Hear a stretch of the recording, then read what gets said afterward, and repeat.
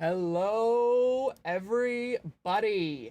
Hello. How we doing today? Welcome, everyone, to Lost in Vivo. Phil's muted right now. Because I start the stream with whoever's co-hosted muted, so I can talk to y'all for just a little bit before we get started. How y'all doing today? We've got a lot of you coming here from Phil's Digital Circus stream. He sent y'all over here. Hope y'all are doing lovely today.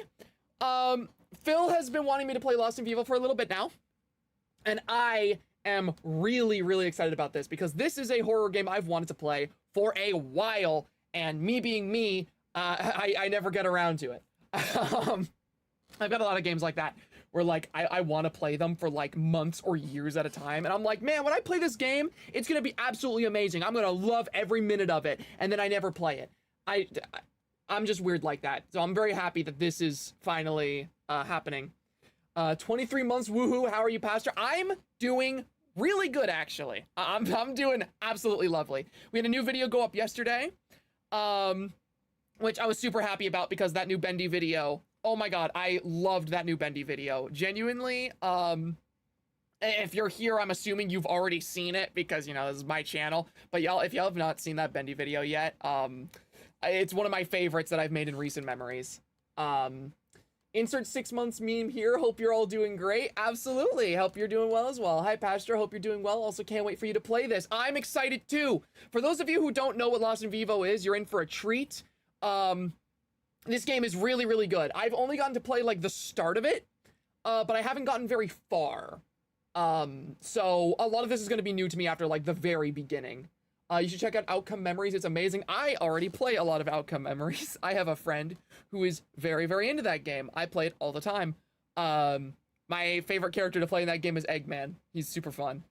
One singular month, I'm 1 minute old. Well, thank you so much for the membership. I appreciate it. Thank you to everyone who's getting memberships right at the start here. All of my streams are members only chat. Keeps things a little bit more manageable for me. Also makes the memberships more worth it for the people that are generous enough to give them to me. So thank you very, very much for everyone who's getting the memberships. We are getting a lot of messages here. Super excited to see that. How's it going, Pastor? Going very, very well. Power Rangers loading screen wallpaper. This franchise has an iron grasp on you. It's okay. Power Rangers. The funny thing is, a lot of people think that I'm in like a Power Rangers phase now. Like I just recently got into like a Power Rangers phase. Power Rangers has been like my favorite childhood series since I was a very little kid.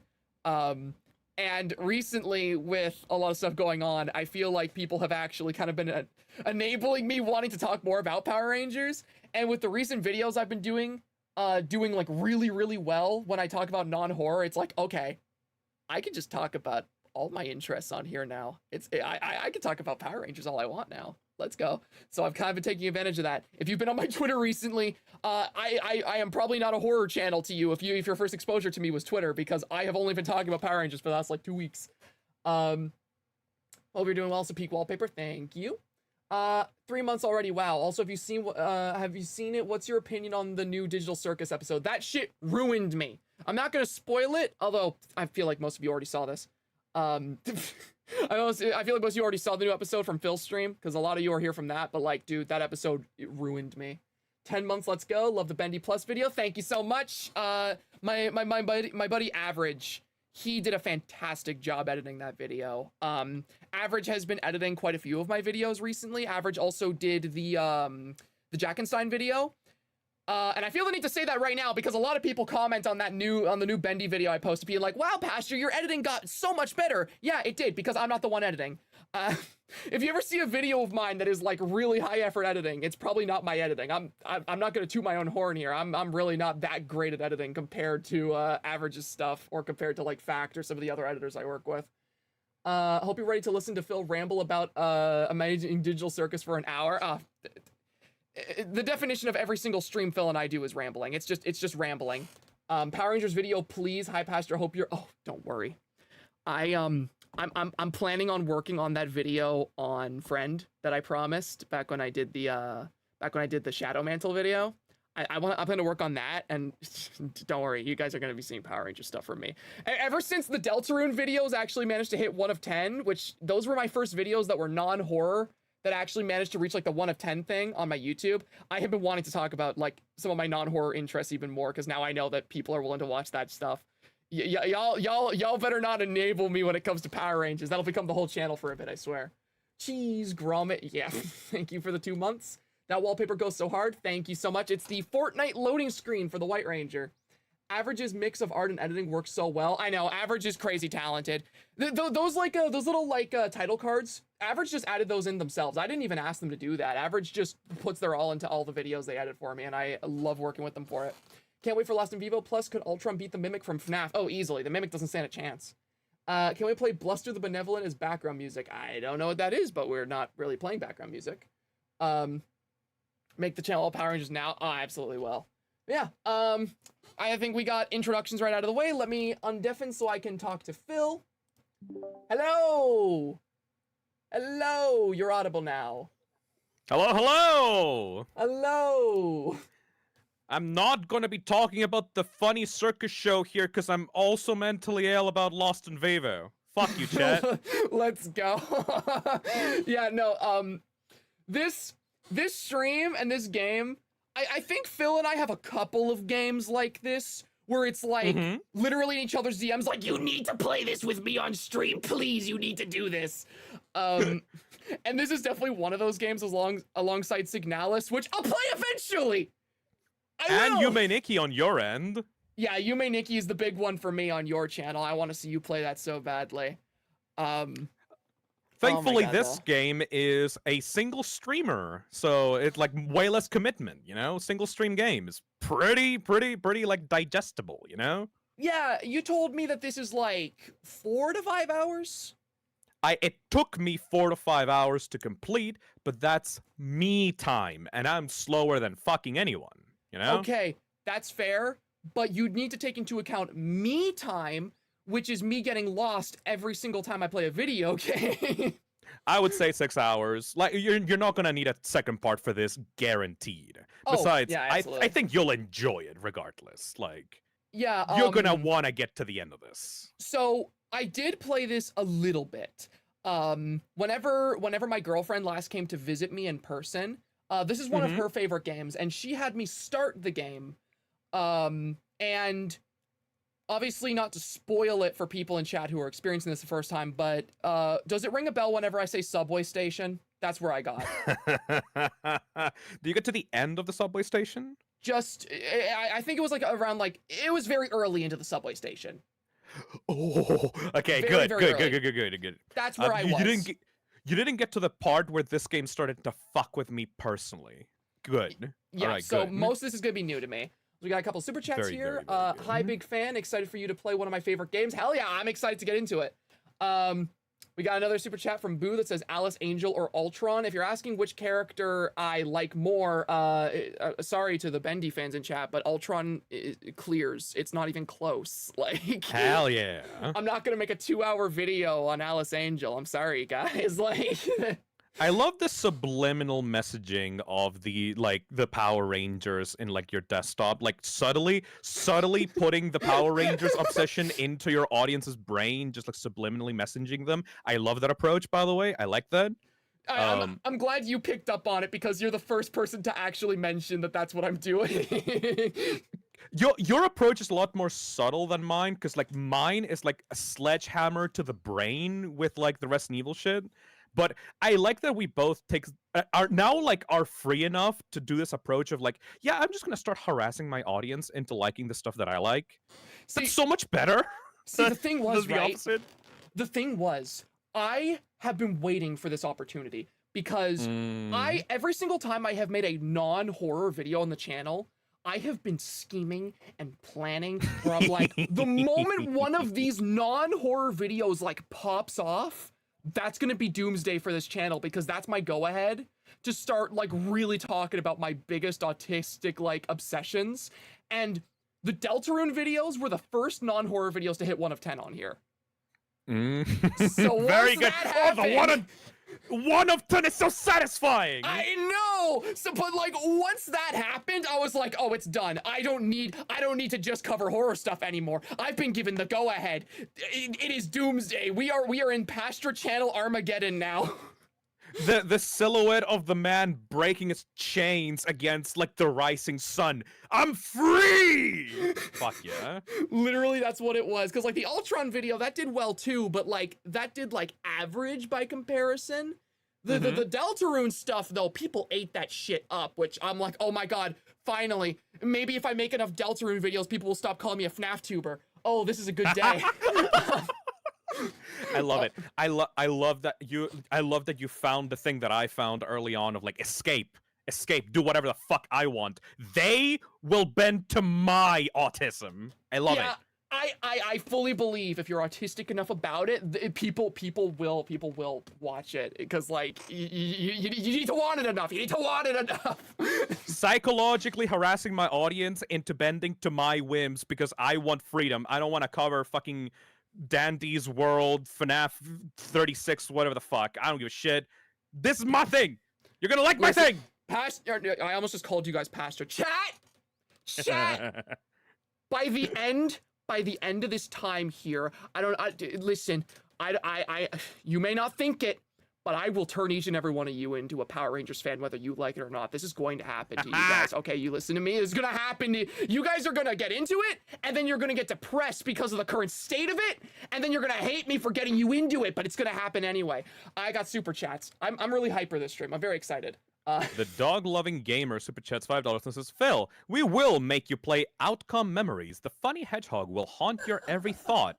The minus 12 billion company will fail. Not much time left. Have no idea what Outcome Memories is. I'm gonna be real. It does not sound like something that's up your alley. It's like, it's a Roblox ASIM about Sonic.exe. That's the entire game. It's fun, but like, I don't know how much you care about that. You know, I said I would never get into fucking Roblox, and now Pressure is like the best game for me to play while I'm just in a VC hanging out with my friends. Like, I'm open to new experiences, honestly. I don't give a shit. It's really fun if you do ever get into it. It's a very like goofy Sonic the Hedgehog, like Forsaken type ASIM. Where you're being chased around by X and he's freaking quipping at you the whole time. I kind of love it. Because like I've enjoyed Forsaken. I've enjoyed Regretivator. I'm gonna be trying out Grace in the future. So like I'm open to it. I don't give a shit. Grace is very fun. I enjoy that game. Bomberman donates $5 and says, "Hey, if I look up facts about cannibalism, would I get flagged by the government?" Yes, but do it. No balls. Do it. I dare you. I do it. Do it. Do it. Just asking. Thank you, Bomberman. Of course. Of course. Chriser donates and says, Hi, Postra. I watched the new episode of The Circus Show, and I was wondering, do you think it's possible for Kane to abstract? No, I don't think so. Kane... I think whatever's... I think whatever's going on with Kane is going to be worse. Yeah, I feel a deep fear towards Kane as a character, because ever since I found out that Digital Circus was based on I Have No Mouth and I Must Scream, I'm just waiting for when Kane goes full am. I'm so fucking sorry for still not reading that short story, by the way.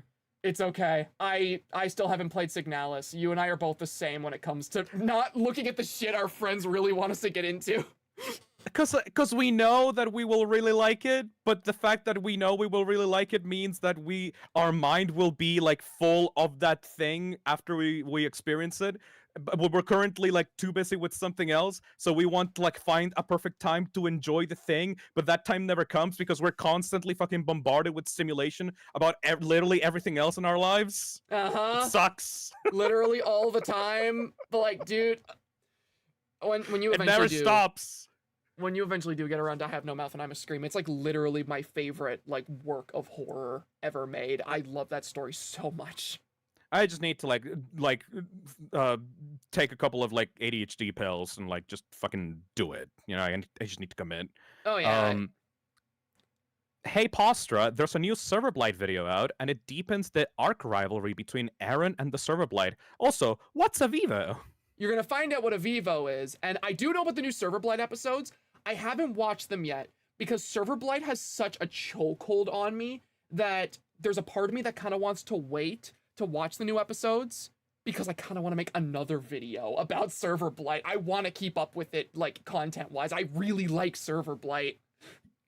after you made that video on Server Blight, I actually stopped watching the series because I wanted more episodes to be released so I could make my own like scripted video on it. But at this point, I don't know who the fuck Aaron is, by the way. So like I'm kind of just planning on doing like a let's watch like reaction video to it. Let's just keep up like do the entire thing like after a bunch of episodes have released, you know? Which, fun fact for all of you in chat, actually, it's really funny you bring up Server Blight. Did you know Phil was the one who showed me Server Blight? Yeah. Because Phil was the one who showed me it for the first time. He's the one who put me on that. I was literally going like, Sack, I think I want to make a video about this. It's so fucking interesting. I love the parallels between like the Server Blight and like the TF2 bot infestation like that TF2 was going through at the time. I want to make a video on this so badly, but I can't because I fucking suck at making scripted videos. And then I kind of stole your thunder there because I got excited And about it's it like, too. yeah! I remember when I first like announced to Yuri by DM, I was like, yes, do it, Yes! do it. It was so funny. Do what I couldn't. Fuck yeah! I like that. love I appreciate that a lot, genuinely. What got me was posting the Server Blight video, and then like 2 days later, a new Server Blight episode comes out. And it has my name in it as one of the players in the TF2 lobby. Like one of the players in the server was named after me, and I got so excited over that. I immediately made a follow-up video like 1 week later. That's so good. It was so awesome. The Phantom Network donates $10 and says, humble non-horror recommendation of the series Hades, if you haven't played it already. Yes, Hades is good. Yeah, good roguelike game. I've haven't played Hades, but I've watched a lot of people play Hades. Sammy donates £2 with no message. All right. Gabriel donates £2. Hey, Postra, Sack here. What? I don't know. Thank you, AIX, for the $5. God damn you, Phil and Postra, for making me like things that are not slop. We will force you to have good taste, motherfucker. I will force you to experience the shit I liked when I was 8. Thank you, Vorton Gaia, for the $10. Hi, Postra. I was listening to the WTTG VOD and are looking into Super Sentai. Ooh. I recommend Q Rangers. They are heroes of the prophecy to save the universe when the big bad has already taken it. Thank you, Clown Enthusiast, for the membership. Thank you, May River, for the $5. Oh my god, Pressure mention, Grace mention. Okay, anyway, Postra's love for the subjects covered in all your videos is one of the most refreshing things. Yeah. Thank you, I appreciate that. I think that's literally the entire basis of your channel. You're not a FNAF tuber. You're not a horror tuber. I think 90% of your subscribers and like followers like your channel because of your like infectious enthusiasm, you know? Yeah, That's the key. A lot of people know me as a horror YouTuber. In reality, I'm just an autistic YouTuber that happens to really like horror. Yeah. I like that, by the way, because that means that you can do literally anything, and as long as it comes from the heart, you will find success. And that is something that not a lot of people nowadays get to have on YouTube, because some people like overly rely on trends, and it kind of starts to kill them inside. Yeah. So very good. Thank you, Icarus, for the super chat. Also, Postra, I said this on Phil's stream, but thoughts on Jax paralleling Ted in I Have No Mouth and I Must Scream? I don't think so. I don't think those characters have anything in common aside from kind of being dicks. I have no frame of reference for this, so I don't know. Yeah. Thank you, Cool Cactus, for the membership. Thank you, Anarchy, for the $2. Yes! Please do another Server Blight video. Yeah, please! People love the Server Blight videos. People really love those. Thank you, Meme Lord, for the $10. Hey, Postra, I was wondering if you could play a Puyo Puyo game sometime. The writing is really funny and has one of my favorite character casts of all time. Also, the music is fire. Puyo Puyo is nice. Thank you, Everest Cooper, for the $5. Hey, Postra, just wanted to ask if you had a Discord server for members, question mark? Link in description. People always ask, but they never check the description. check the description, motherfucker. Wait, did I? If it's not in the description of this stream, it's in the description of my most recent video. Hold on, I can literally just send a link in chat right now. I might have forgotten to put in the link of this stream, but like literally my most recent video, I link it in my videos. Very good, very, very good. Echo Lyceum donates $10 and says, on the topic of forcing each other into hyperfixations, no. Ever thought about playing Monster Hunter? Chat does not understand this. The joy of a content creator is not their chat forcing like the content creator into hyperfixations, is I will get you into what I like. You motherfuckers all have too many things you're into. You are the viewer, you will get forced into what I like. That's my philosophy, at least. That's my personal philosophy. Thank you, Lapis Cake, for the $2. Hey, Postra, would you be interested in playing Off? Yeah, the remake for that came out. I've heard about that, but I haven't really looked into it. It looks interesting. It was great when it came out, but personally, it does not compare to what other games were inspired by Off. You know when like something kind of ages a little bit poorly because like there are too many flaws on it, and the people that liked it go on to make better projects inspired by it without those flaws? Yeah. That's my problem with Off, personally. Thank you, Clown Enthusiast, for the $5. Speaking of I have no mouth and I must scream, there's a 40-minute video on YouTube of Harlan Ellison narrating this story as an audiobook. Ooh. Yeah, there's also a radio drama version of it where Harlan Ellison voices Am, and it is like the best interpretation of Am's like hate monologue ever. Yeah. Thank you, Odd1, for the $5. Hey, Postra, how close are you with Rytoast? Him, Mr. Creepypasta, and the creators of Serverblight are in an analog horror project together. I mean, I'm pretty close with Rye. We play D&D literally like every month or so for a series on their channel, and I hang out with them every now and then. Yeah, Rye's cool. Yeah, I like Rye a lot. May River donates $2. Says, anything that comes from the heart is fascinating. Fuck yeah, those are the best things. I mean, you can tell that Goose works like a Digital Circus comes from deep inside of like her heart, like. Oh yeah. That's why I so emotionally connect with the circus show. Thank you, Shadow Master, for the £5. Question: who would win in a fight, Ultron or Metal Sonic? Ultron. It's Ultron. Like, okay, I don't think you guys understand how OP Ultron is, dude. But Metal has Neo and his super forms. Ultron has taken over the entire world. Yeah. Diamond Soul has been for 4 months. Thoughts on W Plays, aka r/plays 3 World Map Edition? I thought that was cool. I think it's pretty cool. I think the discourse surrounding it on Twitter, though, is a hellscape, and I think people are very, very petty and annoying about it. I think it's fucking hilarious. Call me Jax, but I think that those people are really, really funny, and I'm entertained by them. Thank you, Sophisticated Cookies, for the membership, and thank you, finally, Kamal Dora, for the $5. Will you ever play this Epic Mickey remake here? I know you talked about it in the past, but I don't know if you're still into it. I thought it was a decent remake. Okay, you want to know something funny about that? I have really wanted, actually, to play the Epic Mickey remake, because I adore that game. It's one of my childhood games. The thing is with that, though, is I've been scared to. Because my Epic Mickey video... I used music from the game in that video, and it got copyright claimed to hell. Oh no! It got not copyright the Disney claimed shit. so bad by Disney that genuinely for a while, like, the video wasn't viewable in certain places. And I don't know if the remake is any better for that. So I'm scared to stream it because I don't want that stream to get copyright claimed to all hell by Disney. Otherwise, I would have played it on stream by now because I love Epic Mickey so much. Yeah, that hurts. I'm not sure if the remake changed the OST. I don't know, but like, I really want to play Epic Mickey on stream.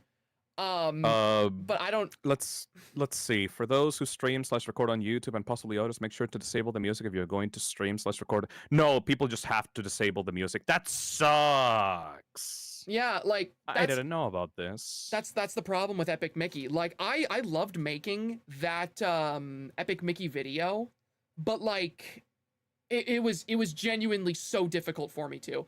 That was why too. I even considered after making the Epic Mickey video, making a video on the sequel, the second Epic Mickey game, because I love Epic Mickey. But genuinely, it was such a headache to make the first one. It kind of put me off of the whole thing. That's so sad. I never knew about this issue. Yeah, it's Fuck, bad. man. It's really, really bad. That game is a nightmare to cover content-wise. All right, I think that's all the initial super chats and stuff. All right. Well, with that, we've been going for 30 minutes. I think it's time that we actually open the game. Yeah, you're suffering from the same thing from my streams where like people donate a lot at the start, and it has gotten to the point that like the start of my streams are like 1 hour and 30 minutes of just reading super chats and stuff. It's crazy. Yeah, it gets bad for me because like I really like to yap. So Yeah. like when chat's sending me all these messages and asking me about things I'm interested in, it's like, ooh, I want to talk about this. Ooh, I want to talk about this. Ooh, I want to talk about this.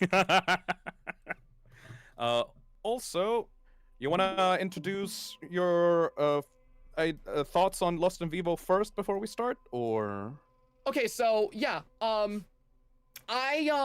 like I said, I played a little bit of this game when my girlfriend came to visit. Also, let me know how the volume is, chat, while we're yapping about this.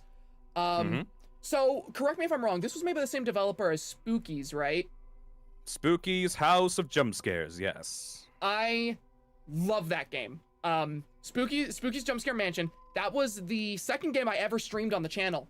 And it is one of my favorite indie horror games of all time. So immediately upon hearing that this was made by the same developer, I have really high hopes because, man, I love the style of these games.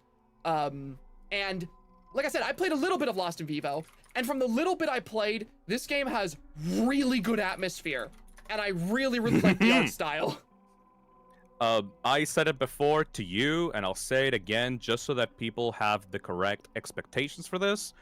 In my personal opinion, Lost in Vivo is the Silent Hill 2 of indie horror games. And everything, like atmosphere, enemy design, story, the way that you can interpret the game, the ways that the game fucks with you personally, I would say it's right up there with Silent Hill 2. It's just that it's made in an indie horror budget, you know? Interesting. That has me even more excited to try this because I don't know what this game's deal is. All I know is dog gets lost in sewer, I go in sewer too. Yes. The intro, once you press play, the intro, like, keep that in the back of your brain going through the entire thing. I'm gonna be your Virgil in like this journey through hell. I'm just gonna like guide you because like this game is like really made for replays and like slowly thinking about it as you go through it, you know? So I'm not going to tell you anything. I'm not going to explain it to you. It's very interpretive. So what you get out of it is valid. Like, I'm not going to tell you you're wrong. This is what you should think. Okay. I'm just going to tell you the intro of this, it's going to tell you something very specific, and keep that in the back of your mind and just actually think about what you're doing. Oh, shit. Huh? Yeah, it does the Silent Hill 2, like, idle mode thing. Yo! Yo! I never saw this! That's cool! What? Look at this! Bro! Thank you for the super chat that just says hamburger. Hamburger. The attract mode, the old school PS2 attract mode. Holy shit, this is so cool.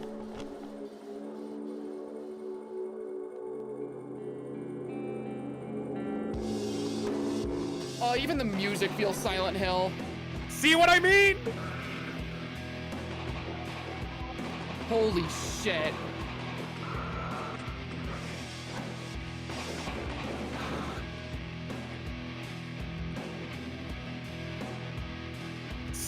I mean? This is so sick. What the hell? Look at this. Look at this track taken straight out of Akira, like Yamaoka's basement.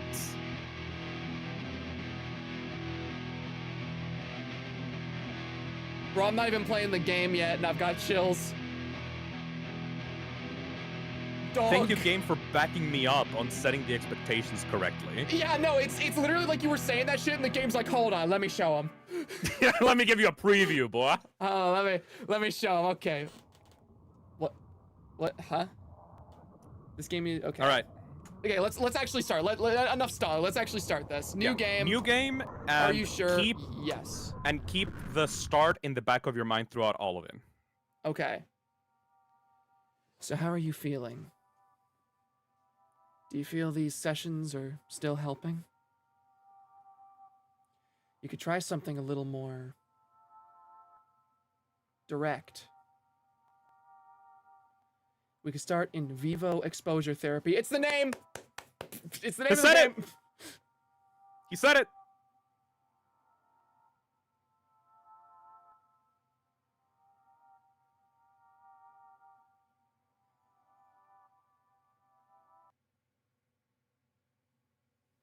Alright, we're getting right into it. Again. Okay. Come on, doggy. Come on, doggy. Let's go for a walk, doggy. Your little doggy. Yeah, little doggy. What was it, a corgi? Little corgi boy. My little corgi baby. I love him. On a walk in a strangely barren-looking neighborhood. Come on, doggy. I'm gonna guide you through this because I fucking love this game. But like, I'm just gonna tell you, like, you should look at this, but I'm not gonna tell you what you should feel or think about. Your own interpretation is purely up to you, and I'm just gonna listen to what you think it's about. You'll tell me when something's important, but you won't tell me why. Yeah. A game by Akuma Kira. Yeah, Spookies. Spookies jump scare. Fuck yeah, Kira. Doggy. Should be a poster here in one of the polls. Missing. Oh, it's hard for me to read that. Jane. Okay, Jane, and the name looks scratched off. What's wrong, doggy? I love you. I love you, doggy. This neighborhood sucks, though. We really should find a better place to live. I hate the vibe here. Ah!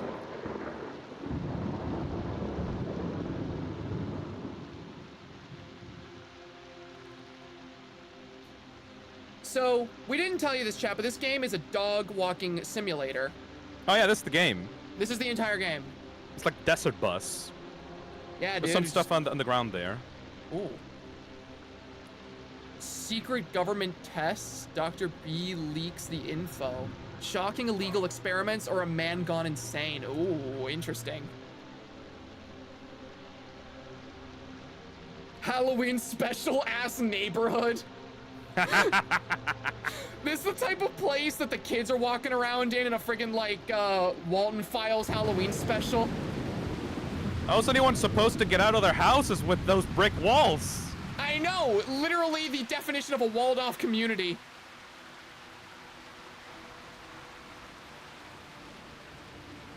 Dog, why do we even walk on these streets, man?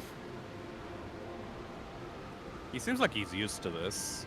Yeah, this dog is unfazed. If it was my dogs in a lightning storm, they'd be losing their shit right now. Fog's getting closer. Oh, that's not a problem. It's just a little bit of fog. Just a little bit of fog. And whatever the fuck's going on with the sound. No! Dog! Get out of there, dog! Dogs don't go there! How did you even get there?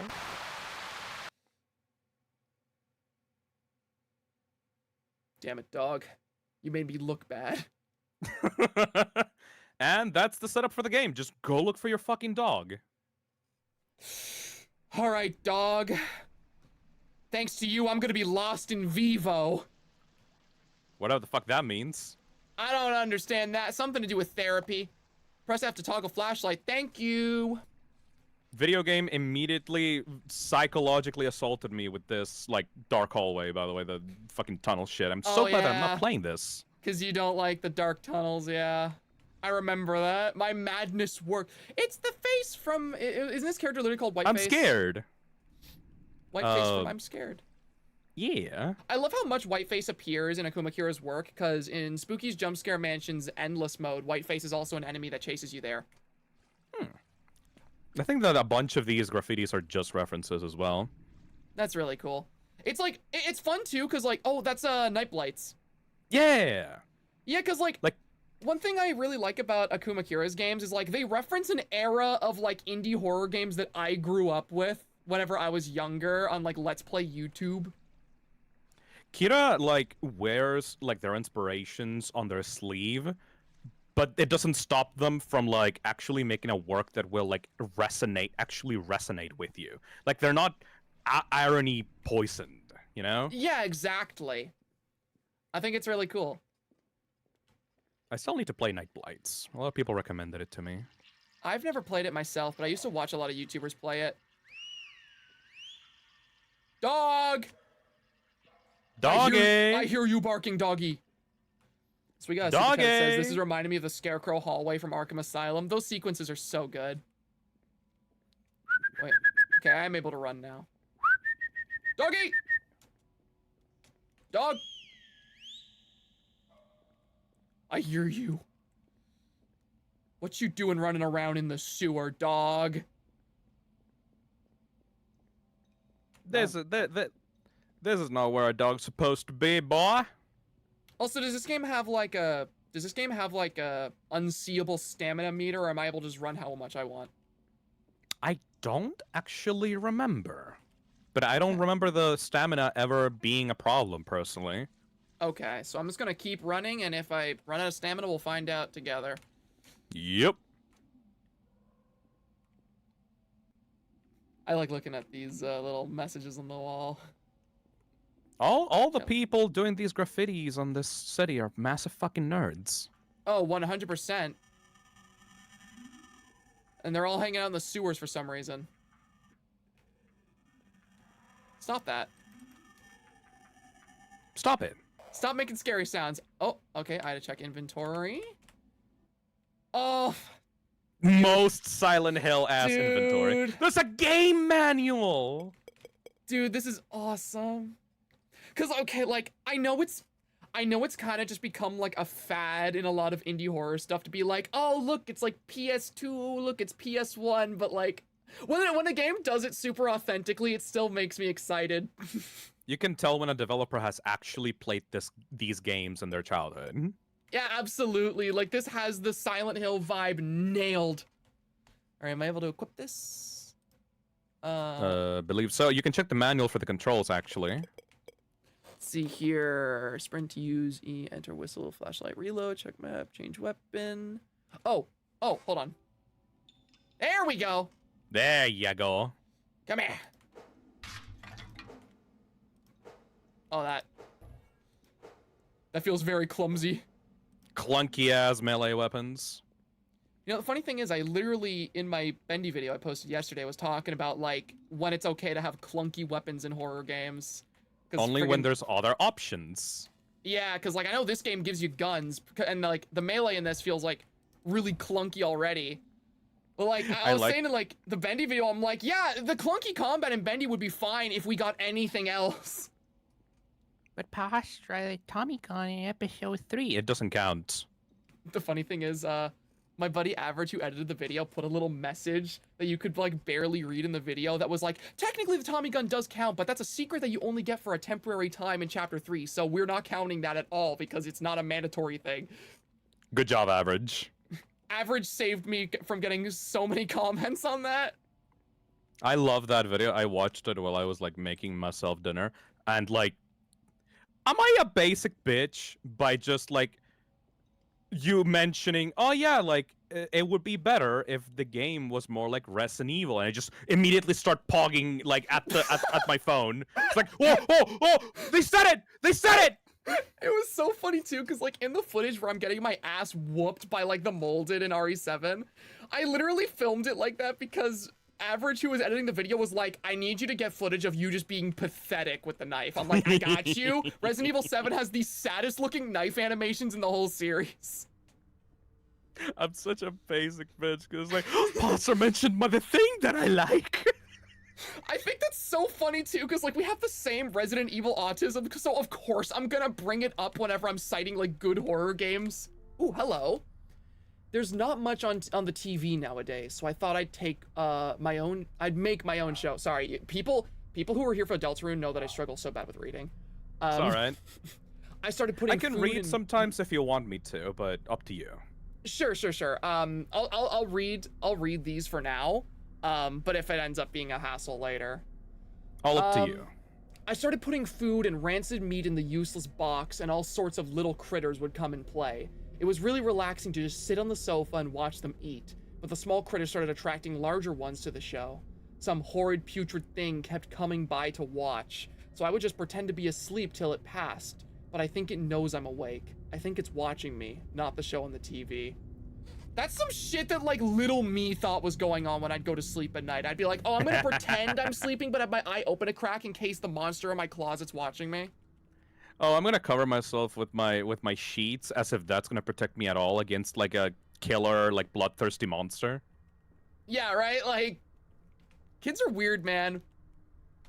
But my eyes are useless. All they do now is sting and show me stuff that can't be real. If that rancid thing wants them, then I say let it have them. Oh. So a monster that is looking for eyes? A monster that supposedly watches you and stalks you and wants your eyes. We'll watch later. Good luck in the tunnels. Thank you. Thank you very much. I'm so glad I'm not playing this myself. This is spooky already. Let me through. Let me in! Let me in! Let me in! Okay. This seems like this hill is truly silent. You don't know how close this is to Silent Hill until you beat it. It's like in your face, but in a good way, because it's doing something different with the stuff that is directly inspired by it, you know? I think it is so incredibly challenging to like properly capture the atmosphere and writing style of Silent Hill. So when a game actually is able to effectively do it, I'm always impressed by that. Food and maggots in there, dude. That is so gross. That is a thing that I really respect this game about, because even Konami fails to do this, where like there's a difference between taking inspiration by just doing the same thing. that wasn't there before. And no, it wasn't. Oh, this is already fucking with me. No, okay, you know why this game's gonna fuck with me really bad? I was literally saying at the start of stream, and like people who have been on this channel and watched my streams for a while know this, I have really bad spatial awareness and I get really easily lost in games, which is why I usually have a co-host for games like this to help me. So like, what? I was waiting for that. He was stalking behind you ever since you got into that hallway. Oh, fuck you. You can't do that while I'm talking, man. As I was saying, this game's gonna fuck with me real. Oh, and it's gone. There was a gate there and it's gone. Man, no, like I already get lost so easily in games. It's just a thing I deal with. So games pulling fuckery like this and just dog. No. Also, that guy has no eyes. Yeah, I noticed that. Sorry, I'm very scattered brain right now. I had a thought and then a lot of shit started happening. It's all right, don't you worry. Yeah, this game's gonna fuck with me really bad. The long story short, this game's gonna fuck with me really bad. So we got a super chat on the topic of fixations. I want to mention the Magnus Archives just to mess with one of you in chat. Everyone keeps recommending me the Magnus Archives, but I never get around to listening to it because I think it's a podcast. I also got recommended that like some time ago. This game is actually beautiful specifically for you, Zach, because this game makes you feel like you're fucking lost, but it actually adjusts like the level design to like help you find the right like area. It just makes you feel lost as fuck. That's You know? really cool, actually. Like I thought I was bad with the level design, but no, it's the game that like leads you and tricks you. That's It's really, great. really, really cool. Oh, I love the music already too. Disgusting squelching sounds. This soundtrack's already doing like the Silent Hill 2 thing. Don't do that. Don't turn my flashlight off. Don't do that. But like the soundtrack of this is already doing the Silent Hill 2 thing that I really like, where like you'll enter a room and a sound will be playing that just does not fit the environment at all, and you're like, what the where the fuck is that coming from? You don't use that in a song. I think like my favorite example is when you're in like the Woodside Apartments and there's just randomly this weird like mechanical industrial banging sound in one of the rooms of the entire apartment complex, and you're like, what the fuck is that? That graffiti on the wall said, "All hope abandon, ye who enter here." Interesting. Oh, don't worry. That is Alright, so- oh, and also that that paddle in the back Mm-hmm. is a paddle with the word Charon written on it. Charon is the river person that brings souls, like lost souls, to like hell, like crossing the river Styx. So when you told me that you were gonna be the Virgil to my Dante, you were being very, very literal. Oh, you'll fucking see. Like I just like pointing stuff out as it comes along. I'm not gonna say what it means. I'm just gonna point it out for context. I'm following the poop trail. The poopy trail. The poopy trail. The scratching. Oh, is that thing chasing me? Oh, is that thing Fucking chasing run me? away. I'm Fucking going. run away. I'm moving, bro. I did not like that. Huh? I did not like that one bit. All right, this is better. Go down the hole, James. Okay. Oh, and it's even now we're in the evil Rusty environment. Cool.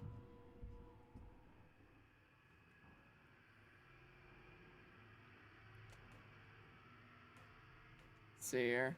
A very different interpretation of Dante and Virgil from Devil May Cry. I knew the moment I said Dante and Virgil, somebody was gonna say Devil May Cry. I need to cover that fucking series on my channel at some point. I need to. I love those games so fucking much. I love them. I have never played one of them, but my girlfriend is such a big fan of them. Ooh. It's a commitment too, because like they're long games and there's like 5 of them, but they're all fucking amazing in their own way, except 2. They all like they seem really, really fun. Look at the candles.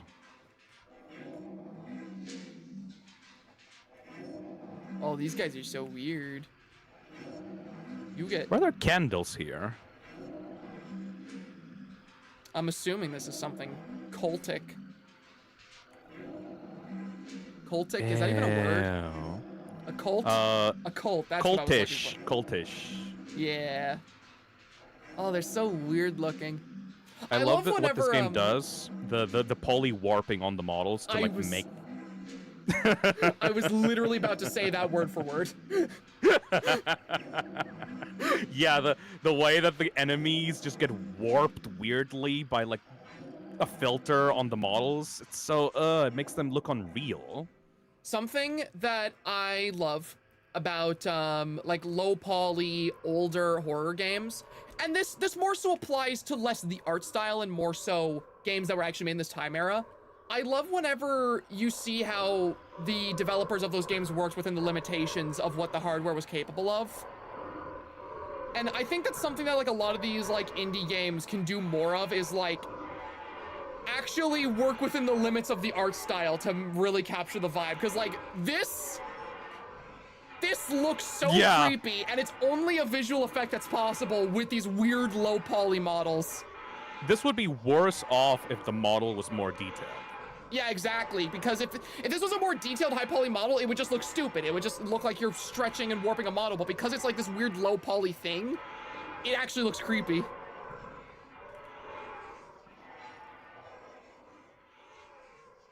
I think that's just something a lot of games that replicate this art style miss, is like actually taking advantage of the limits of like the hardware that would have been present when these games were made to actually make it feel like you're playing an old game.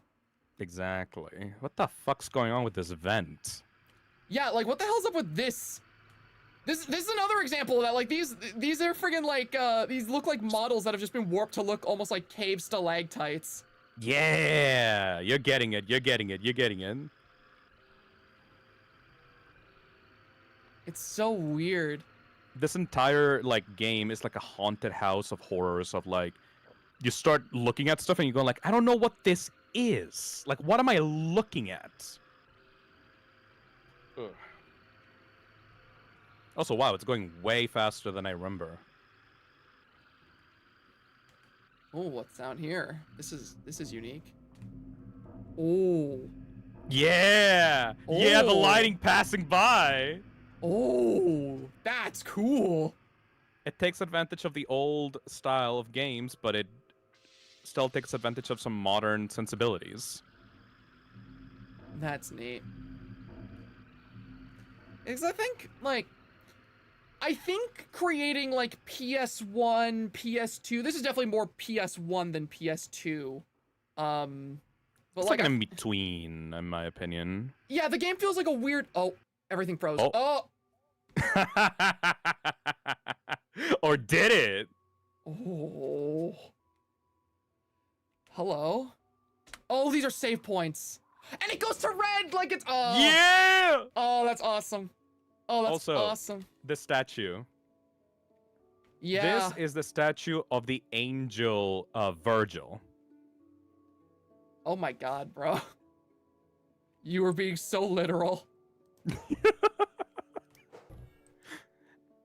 You're being The so angel fucking literal. Virgil from Dante's Inferno that took Dante in a journey through hell. And the statue is right in front of the save point. Oh, that's so interesting. I don't remember what I was saying. That train of thought is gone. Oh, and you see, okay, like, stuff like this is cool too, though, because, like, it's like you said, like, old-style game taking advantage of modern sensibilities. This would not be possible Yep. on an old game like this. The glow, the shine, the little sparkling off the textures on the wall, you know? Yeah, like, this is not something that games from this era would be able to do. It just This is my reminds me, ideal visuals for like games I would like to make in the future. Yep, there we go. That's a subway. Yeah, so this was... The beginning of this was where I stopped. Welcome to chapter 1 of the game. Okay. You got through like the intro, basically, the prologue. This is chapter 1. So this is where the actual game starts. Yeah, the other one was basically a tutorial slash like mood setter. Okay. Look at the ads. Fly. The trick to stop all eating. Die. Oh, diet. Diet. Diet.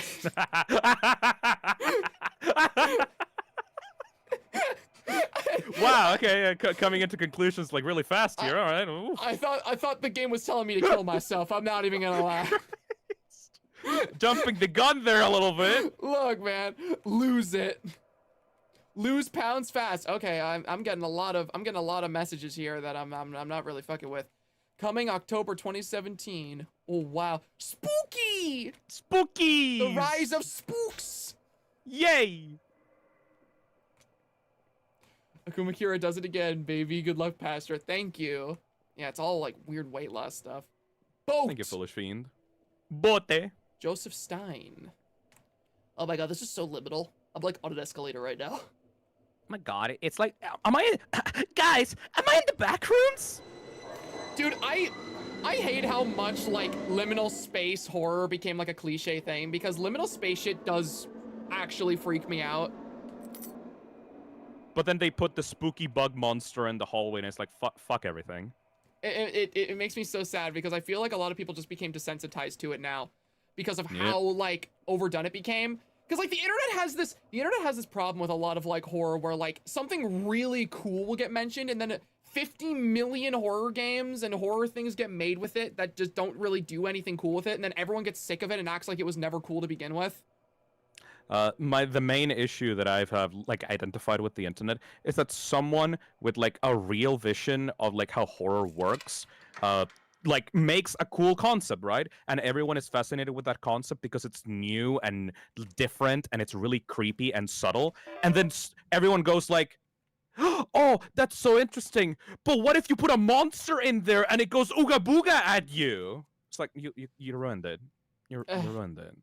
Like I don't necessarily think like liminal space stuff is made like entirely worse by there being the presence of a threat, because I think things like the Oldest View are genuinely terrifying with there being a present monster, but like stuff it like, needs to be thematically appropriate to the setting and the purpose of the story. yeah, like I was not really scared of the backroom stuff once like there was just a bunch of named monsters with rules on how they operate and a bunch of shit. I'm like, this is just SCP now. Yeah. Like I liked it when there was the implication of a monster being in there, or maybe there even is just straight up a monster. But like the shit that I saw people come up with, it was like, this isn't really interesting to me anymore. I don't really like this, because I feel like the thing that really gets me about liminal space stuff is the feeling of being lost in a familiar space that you can't get out of, and not knowing whether or not you're alone in there. The best monsters in horror are those who are not just creepy for creepiness sake, but are inherently fitting to the setting of the game, and it works to make you scared of the story of the game. Oh, there we go. The subway is open. Okay, perfect. They are specifically made to fit the setting and are not just there to be ooga booga. Yeah. Like Pyramid Head would not work as great as he does in Silent Hill 2 if he wasn't specifically designed to torture James. Which is something Konami failed to understand for years, but you know, whatever. Also, Silent Hill 3 metro subway sequence. You know, you wanna know something crazy? Hmm? Silent Hill 3 is the only one I haven't played. What? I've played 1, I've played 2, I've played PT, I've played like I played 4, I have not played 3. Oh, you non-binary fuck. Like, Silent Hill 3, you would fuck so hard with Silent Hill 3 because it's Silent Hill, but designed to creep the shit out of, like, oh no. Did we hit something? What was that? The aesthetics of Silent Hill 3, like you would fuck with those so hard. Oh, I know. I know. I know it would probably be my favorite Silent Hill game. You can examine like a little briefcase there, I think. Can I? I didn't see an examine thing pop up for. Oh, looks like the train stopped. It was there for like a second at the back end of the subway. Oh, well, I'm able to leave. Oh well. Well. Don't care about that. Has you ever played Hollow Body? I have not. Didn't that come out like a few weeks ago? No, I'm thinking about Heartworm. What would chat say about me if I never played a Silent Hill game? I'd say that's understandable because those games are very inaccessible. Yeah. My favorite Silent Hill game is one that you deadass cannot buy unless you buy a PlayStation 4 that has it before it was taken down. Shoes. Oh, am I able to? Oh, oh. The little ribbon tied around the shoes is a ribbon for suicide awareness. Oh, really? Yep. You see, you know what the beautiful thing about this game is already? Hmm? Okay, this is gonna sound like such a goofy point, but if you've dealt with a lot of my games like Silent Hill type games, you'll understand why I'm bringing attention to this. I love how that's a piece of symbolism that had to be brought to my attention and not something I instantly was just like, oh, well, yeah, that's what the message is. Yep. I'm glad there wasn't a message on the wall that said it's trauma. I'm gonna shut my mouth. I don't want to be negative. I don't want to be negative. I go upstairs and I see a message on the wall that says it's trauma. No. I mean, like, I don't want this to be a stream where we just make fun of stuff that I dislike.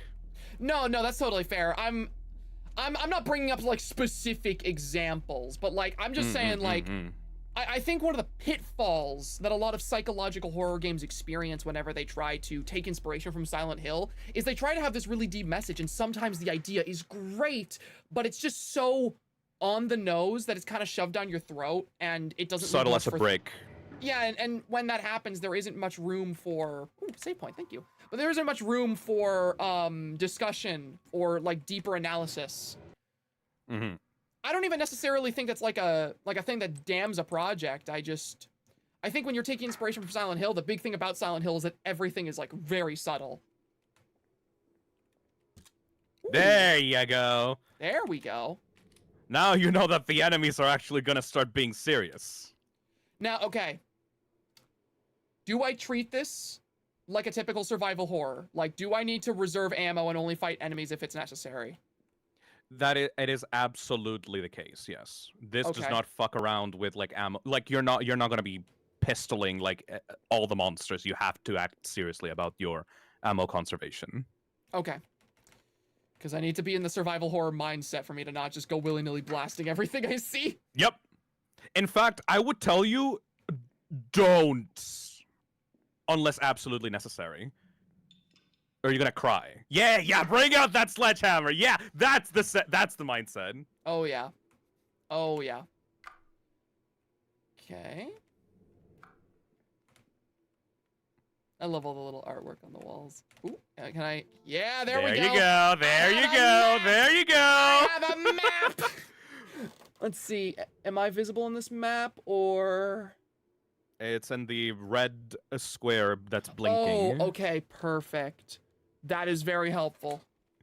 Wow, Phil is recommending me a video game to play on my channel. I wonder what genre is survival horror. It's survival horror. It's always survival horror. It always goes back to survival horror. There's notes on the desk as well, and on the wall. Or just on the wall. Oh no, both on the wall and the thing. If the power goes out on the tracks, you have to reboot the whole system. In order to do that, go to each section and turn off the breaker boxes, then come back here and restart the system. I've barely been able to keep the power on, so that's about all the advice besides quitting I can give. Okay.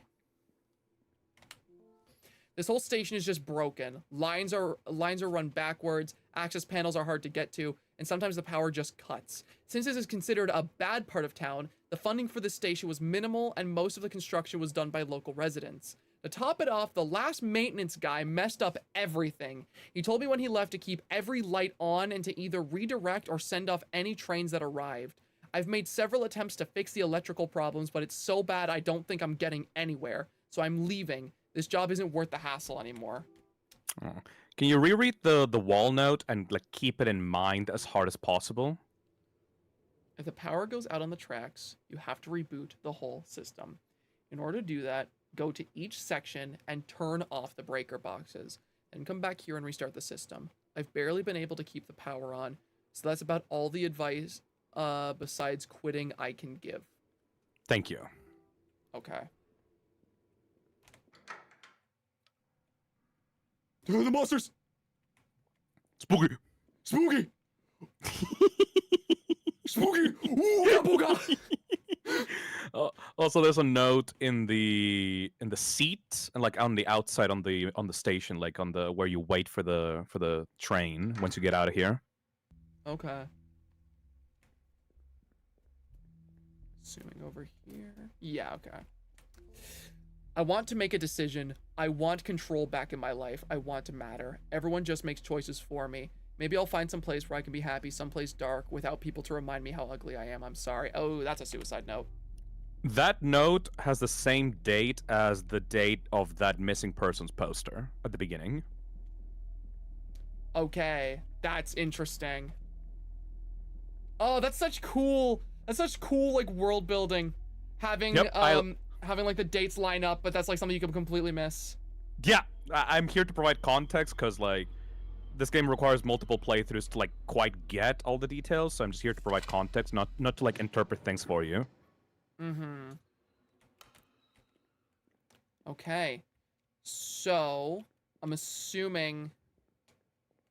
Yeah, I have to go through these parts to reactivate the breakers or to turn off the breakers and then go back there for the big thing. It's a big fucking door in disguise. Big fucking door, baby! It's a big fucking door in disguise. You got the map to like tell you like which each section of it. It tells you it's on the red. Okay, so the little red markers are where I need to be going. Yep. So you got the section on the left, section on the top, and section on the right. Cool. Currently on the top section. You can choose whichever you want, really. Okay, am I able to... Okay, I am able to travel through the train to get over there, so I'll take this route. Get the fuck back in there. What? Don't you fucking dare. Don't you fucking dare. Get the fuck back in there. Oh, yes, sir. Go to the right. Sorry. Yes, I'm forcing your hand on this one. Yes, sir. Nope. Front. Right in front. I appreciate I'm not allowing you to miss that. I appreciate you very, very much. You're a good friend. I'm slightly pushing you sometimes, but I'm forcing your hand on that one. No, you don't understand. Like, I'm so bad. Survival horror games is like one of my favorite genres. I'm so bad at them for shit like that. Like, I'm not letting you go through this entire game without my favorite weapon. I dead ass, like, on my first playthroughs of a lot of survival horror games, I will go through it with, like, the worst loadouts you'll ever see because I'll just miss, like, the points where you're supposed to find the really good shit. Fun fact, that shotgun is actually not that useful. Well, it is. It's just, it does less damage than the pistol. It just shocks the enemy into place. Like, it makes them back the fuck off of you as hard as you can. Oh, that's weird. Hello. Lost tape number two.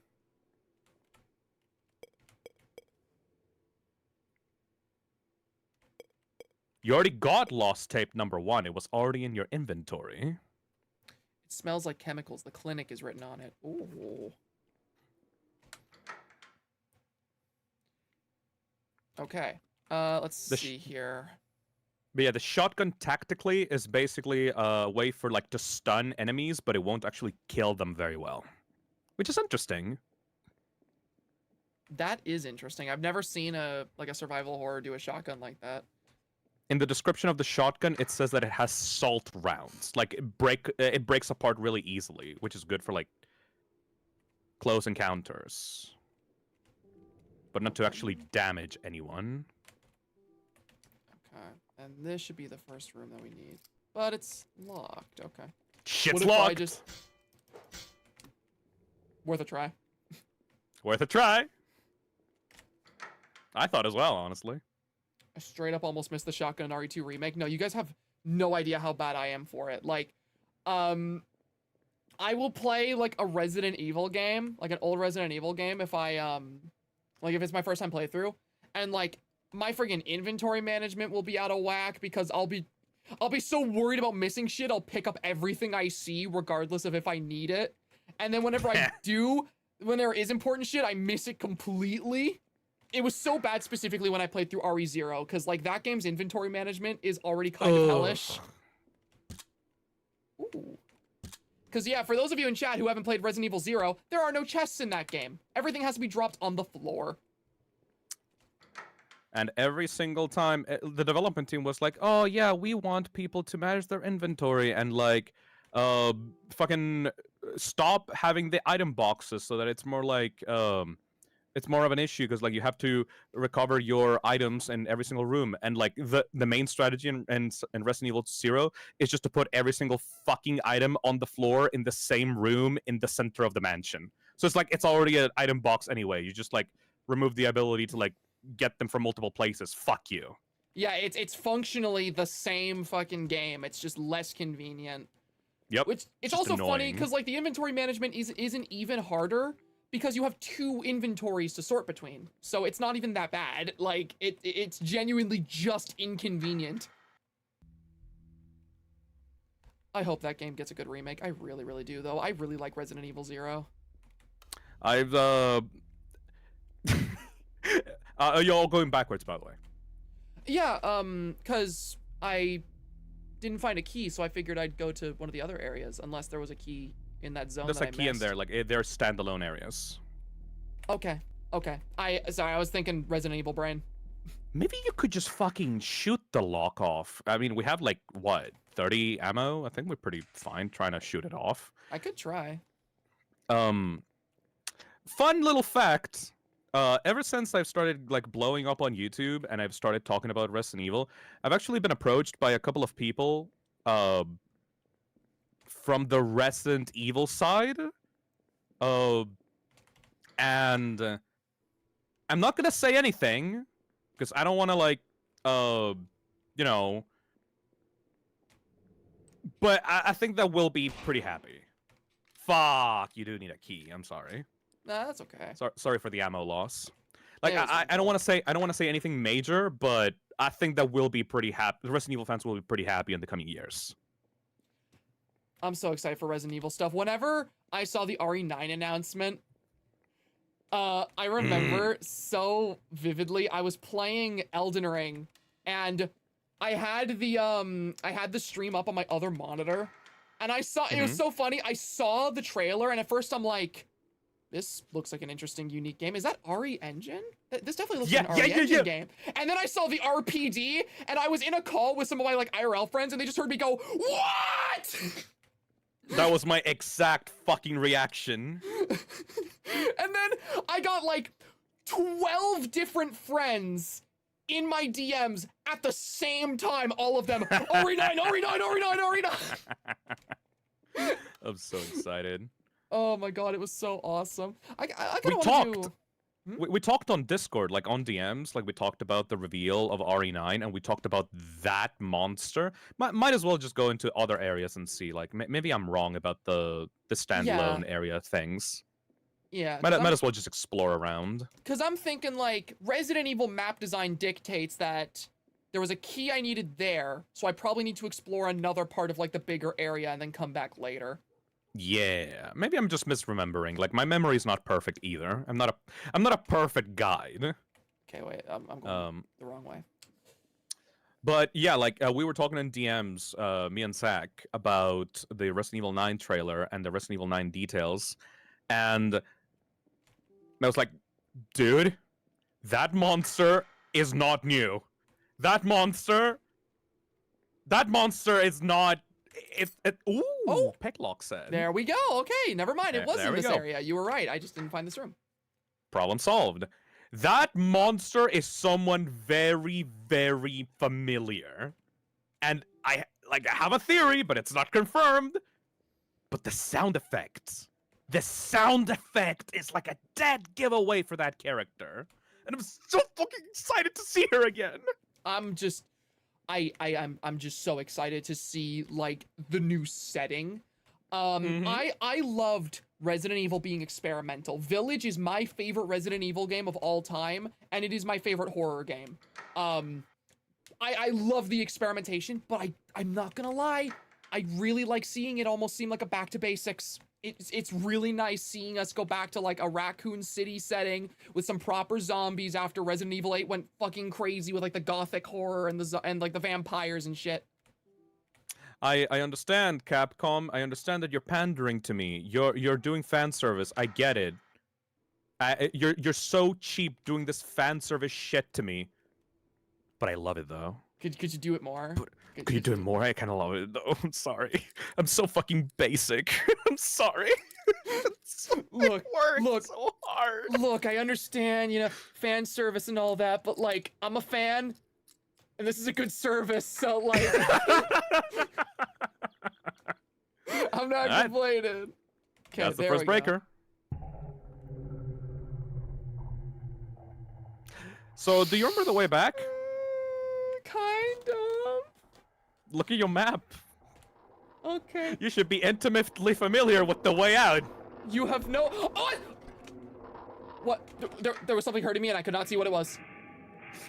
There was something hurting me and I could not see what it was. Oh, this got so much worse all of a sudden. Oh, this got so much worse! You should be intimately familiar. Okay, so that was a waste. Right, we're saving ammo. Okay, let's Save get that out. ammo. Yeah. Yep. Stop it. Stop it. Open. Thank you. Yeah, it comes back. Get out! I'm trying. Shut the fuck up.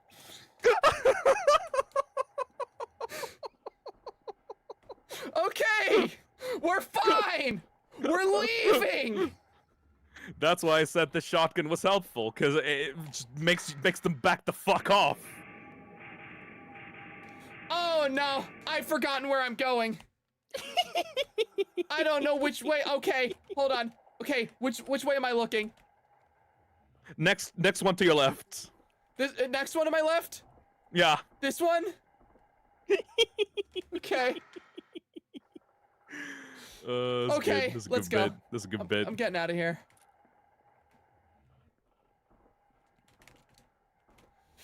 POV, the jumpiest guy you know decided to be a horror YouTuber for some fucking reason. Good bit, honestly. Yeah. Look behind you.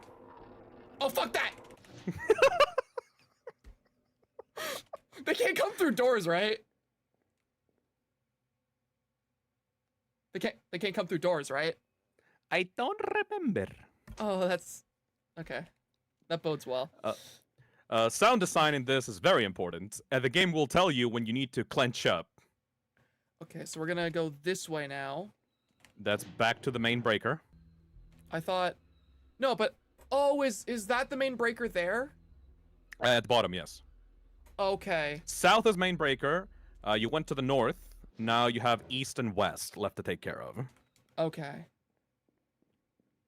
At least Nemesis isn't hunting you. Nemesis to this day is the scariest friggin' stalker enemy to me, and I don't care if people think it's nostalgia goggles speaking. When the monster can book it, that's fucking scary. Okay. Look at the posters. It's all the bloated, disgust, fat, gross. Is this gonna be like some true Silent Hill shit where all these are like symbolic of me? Does my character have like intense body dysmorphia? I'm not like gonna comment of anything about the interpretations of this game. It's up to you. No, I wasn't expecting you to. I just talk to myself a lot when I'm playing games like this. What happened here? It's easier for me to formulate my thoughts when I vocalize them. This little apparatus in that bathroom is a baby changing station to change the diaper of a baby. Yes. I don't know what to do. I'm not happy. I'm so ugly and everyone treats me like I'm not even real. They're so pretty and perfect and they have all and they all have friends. I'm just here. Oh man. This was 6 months before the letter that you first found of the Jane person. Oh jeez. Oh. I heard something. David Ian Harold Walker. I thought it said David. I am Harold Walker. I'm like, good for you.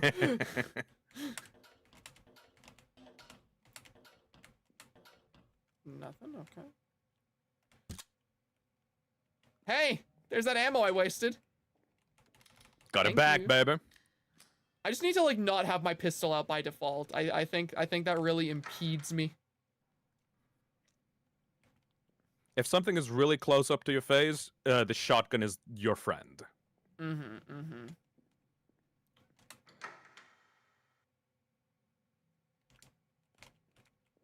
let's see here. Thought that was an item.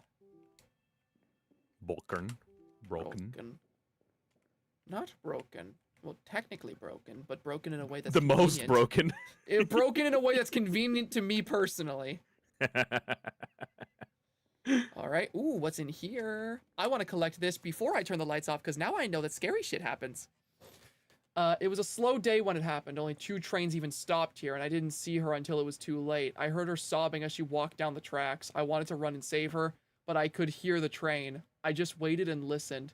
She must have regretted it at the last moment because I heard her scream. I can't stop her. She passes through the walls. All I can do is wait and listen. Yeah. That's like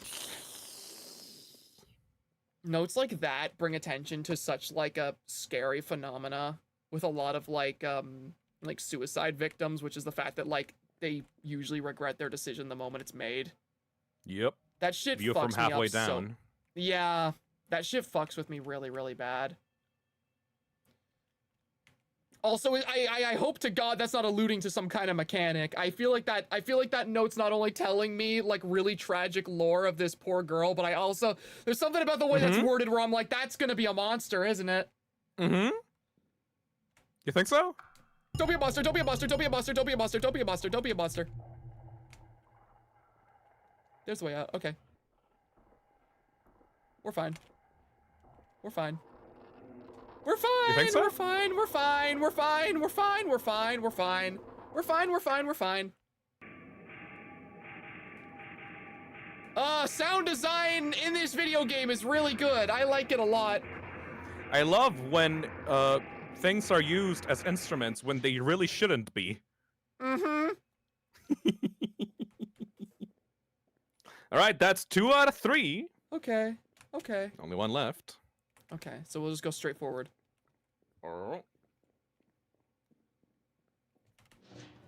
Easy. We're fine. They lied vigorously. Look. When I'm scared, I just yap. That's my coping mechanism. That's perfect. Ooh. Okay. I hate the lockpicking mechanic, by the way. I hate having to sit there and wait for the door to unlock when I know some shit's going down behind me. Oh, lordy. Also, examine? There was an examine prompt, like, on the corner in the... There? A few books about customer service. Oh, and left. Yeah. Okay.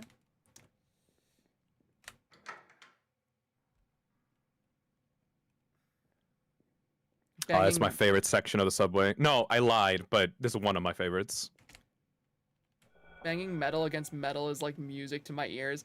Okay, no, but like genuinely for me, that is the case. Like I have a playlist of music that I listen to whenever I'm doing artwork, and it's like purely like just fucked up like ambience from like horror games and like horror like albums. Cause that shit is genuinely an inspiration for me. Oh no, you should have saved. Was there I'm not a sorry save in point? advance. Was there not a The save point is in the south. Cause survival horror, right? Oh shit. I am sorry in advance. Nah, we ball. We ball. You can't scare me.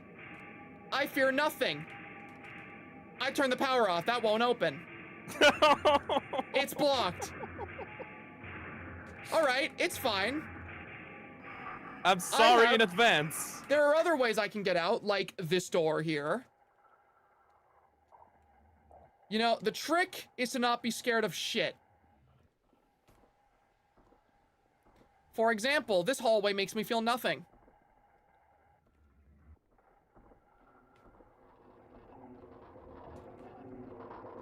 What the fuck is that?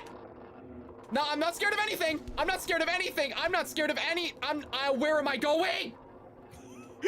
You should bring out that shotgun now. Didn't need it. Good. Did you ever consider that I'm just built better? Did you ever consider that? Damn. Did you ever think Alright, about that?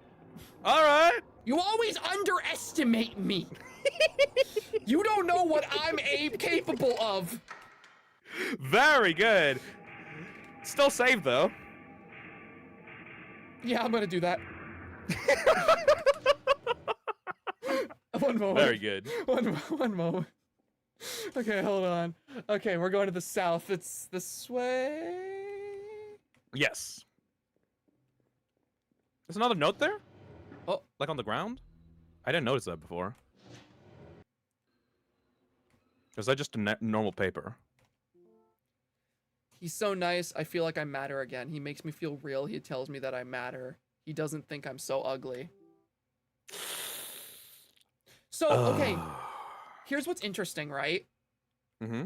So, my immediate thought about this game was that the things we were seeing were like in true Silent Hill fashion things that symbolized my character. But now that we're reading these notes and now that we know that it was like a girl who would frequently go to these, like the subway station, and she would write these notes, it seems like all of the weird imagery and whatnot isn't targeting me, but it's targeting somebody else who was here before me. Which Interesting. implies to me immediately that the levels we're going through aren't actually about my own psychological trauma, but the psychological trauma of others. Interesting. Which, Also, you should be able to play the tape somewhere around here. It's a radio that you can play a tape in or something like that. oh, are the radios like my way of listening to those? Also, okay, this is an invisible wall. Yes. But the save point. Oh, I came Save from this point- way. Yes, you did. Yes, you did. No, that's not where the save point is. That's the start of the chapter. It should be on the right side here. And there's the Me- radio. Me when the big red door is too hard to notice for some reason. Hey, Pastor, what's the best Halloween candy? I like. I'm gonna say Butternutter. That's a good choice. That's a really good choice. I really like gummies of any kind. Yeah. I like to eat the head off the gummy bears. Sadist.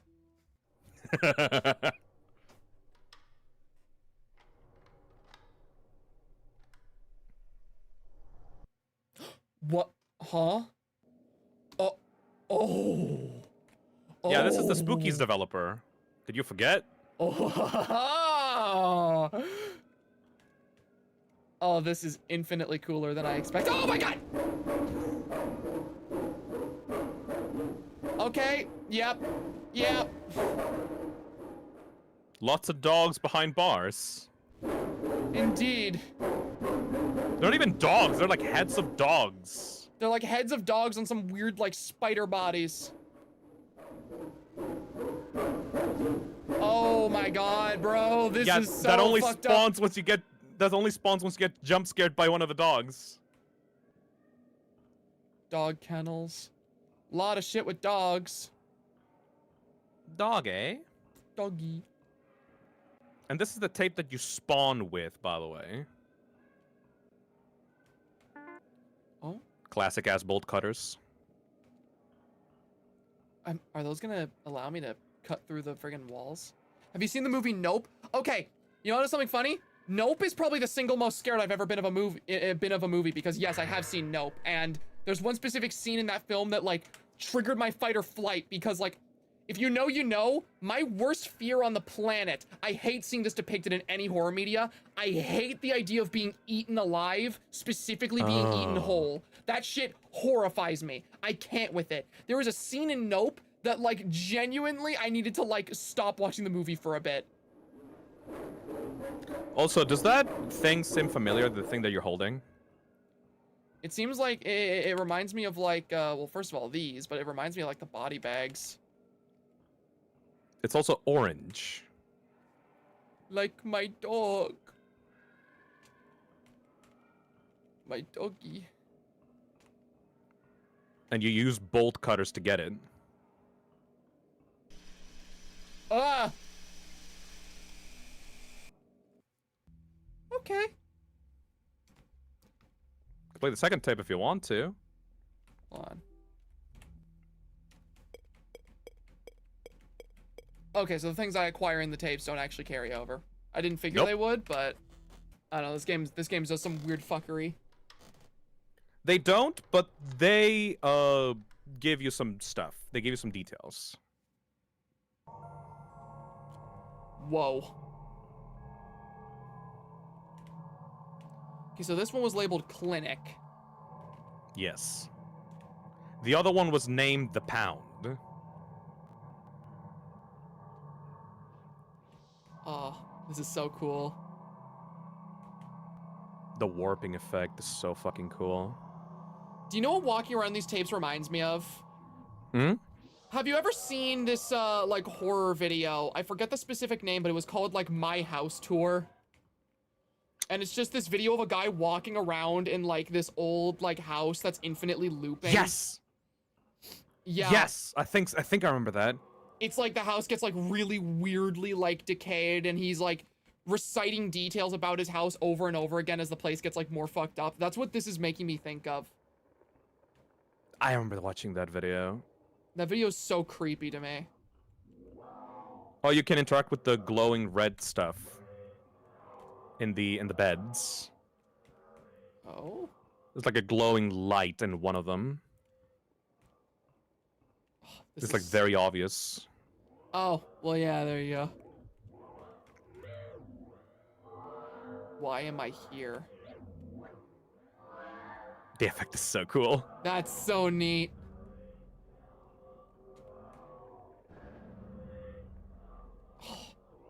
These tapes are so neat.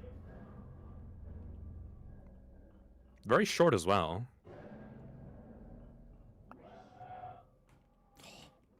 I love the visual style. It's also reminding me of Anatomy. Yeah! Also my visuals. I'm obsessed with this visual style. Yeah, I can absolutely tell. Every game you recommend me looks like this. One day I'll make a game that looks like this, because like I'm just obsessed with it. It's like this, like Ugh. this visual style is like not my childhood, but like it's like a nightmare of my childhood. Another red glowing thing on the right. Oh. Let me out. Oh. Like this is what like baby Phil would like dream of in like after playing games that were based off of this, you know? Yeah. Because, like, the era of games that I grew up with was GameCube. GameCube was my first console. So I was, like, I grew up in an era of video games that was, like, a bit after, like, PlayStation 1 stuff. But I used to watch a lot of these games get played by, like, older people in my family. And I used to like watch a lot of stuff on YouTube with these games. So like I have a certain level of nostalgia for these like old graphics, even if they weren't really like the era of gaming that I specifically grew up with. I think you can go through the honestly- sewer in like next to this room, like this one. Okay. Oh yeah, there we go. But like I honestly would really love to see more like games now take advantage of that like GameCube graphic style nostalgia. Cause like I feel like obviously people in like that generation are now grown up and they're adults, and I feel like a lot of people are focusing heavily on like the PlayStation 1 graphics, but I'd love to see like the next step in generation be depicted. Cause that's the shit that would make me feel really nostalgic. Indie games started like NES style, then they moved to like Super Nintendo. Now they're doing the PS1, PS2 style. So like the natural evolution has to be like GameCube style, like indie games. Yeah, I would love to see that. I'd love to see, you know what I'd love to see? Hmm? This is gonna sound really goofy because like this is a Nintendo game, but one day I really want to see a horror game that captures the vibe of the original Luigi's Mansion. The original one has the best. original. Yeah. I get you. Because I 'Cause, feel like, like the- that game is like baby's first survival horror if you're like a kid who, oh, what the fuck?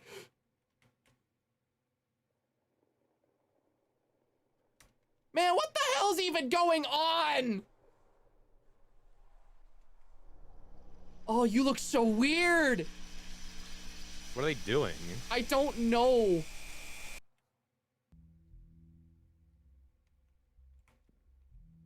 That's All cool. right, as hell. well. That's really cool. Got any thoughts on the tapes and what they might mean? So far, I mean, like you don't have to if like you're not ready for it right now. All I can really tell is that like, assuming that these tapes Save. are... yes, sir. Sorry. I would have forgotten otherwise. But like, assuming these tapes are all pertaining to something about our main character, all I really know about him is that, he is clearly struggling from something mentally. I don't know what, Vivo, like, exposure therapy is, so I don't know what our character could specifically be struggling with. But from what I gather, he's mentally struggling from something, and I'm assuming his dog is, like, a therapy dog. You are correct. The strap around the dog's body is of a service dog. Okay, so, yeah. So, what I presume from, like, the first, like, tape is it has something to do with, like, his actual trauma itself, maybe? Because obviously, like, there's something going on that's deeper with the dog, with him seeing, like, friggin', like, rabid dogs trying to bite at him. And then the clinic... They would not go through this fucking hell to just for, like, a simple dog. Yeah, exactly. So it feels like there's something much deeper going on with the dog itself.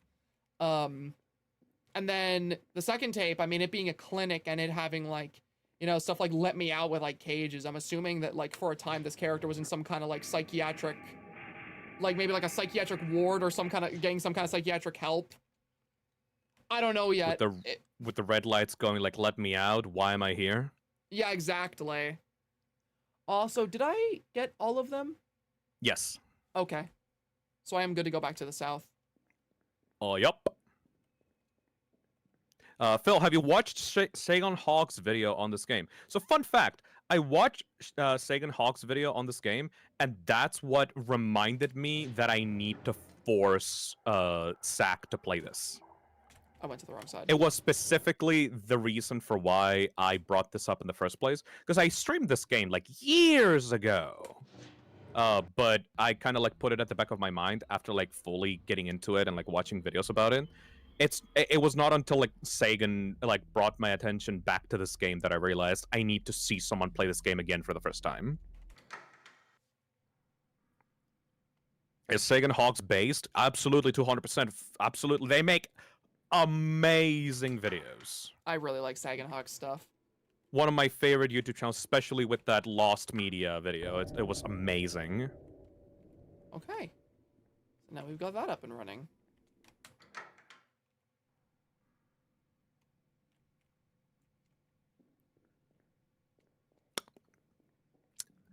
Oh boy.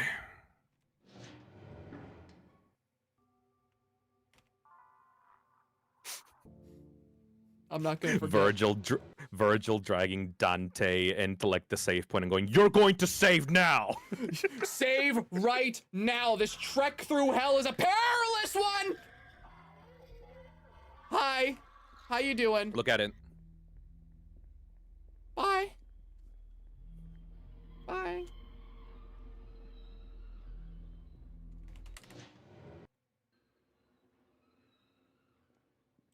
Okay. We got the train up and running again. Up and running. You should be good now. So now I can just leave through one of the train stations, right? I think it's the north one, yes. This is not the north one. I believe the north one was this one. Yep. Also, just to explain, that little ghost thing approached you and was burning up and vanished, like, in front of you. Yeah. I don't know what that means yet, but you know what? We ball. Actually, it should be the south train station, because, like, I remember, like, the train, like, arriving at some point in there, or, like, maybe you had to... Yeah, it was something about the south train station that you had to leave from. Feel bad for that lady. Yeah, me too. What time does this game take place again? Like, what year? I think it's contemporary, honestly. Like, when it was made. I don't think that dates are, like, very important to the game's story. Yep. There you go. Oh, there we go. You're entering from Alright. where the shoes were. Oh my god. Rats, rats, rats, rats, rats. Let's go. Oh. Loading screen. What Have either next? of you played Crow Country? Yeah, one of my favorite survival horror games.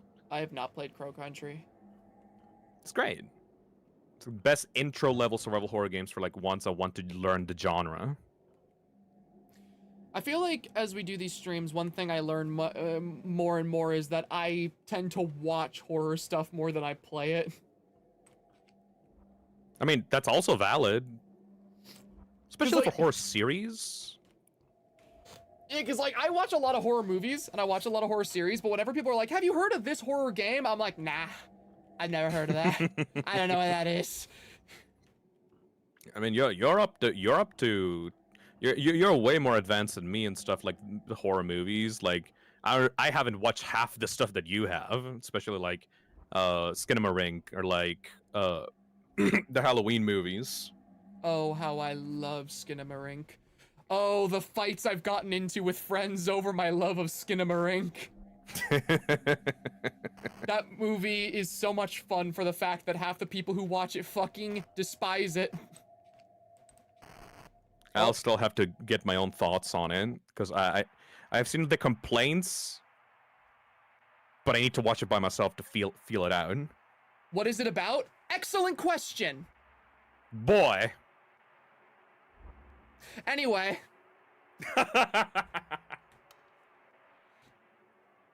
Okay. Oh, hello. What the fuck? Something is blocking the way. I can see that. Very, very apparent.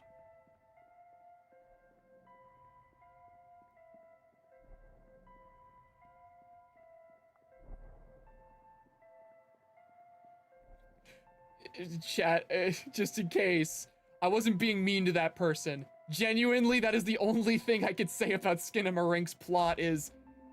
Yeah, it's... Yep. You watch it! Look at the sign above the entrance to what you're gonna get into. Grand Bullam Avenue. Grand Bullamov? Wait, is that one word or two? Bullam Avenue. Okay. Chapter 2, baby! See, now this is the point where I've seen nothing. This is the point where I've seen absolutely Good. nothing that happens in this game. This is where it gets good!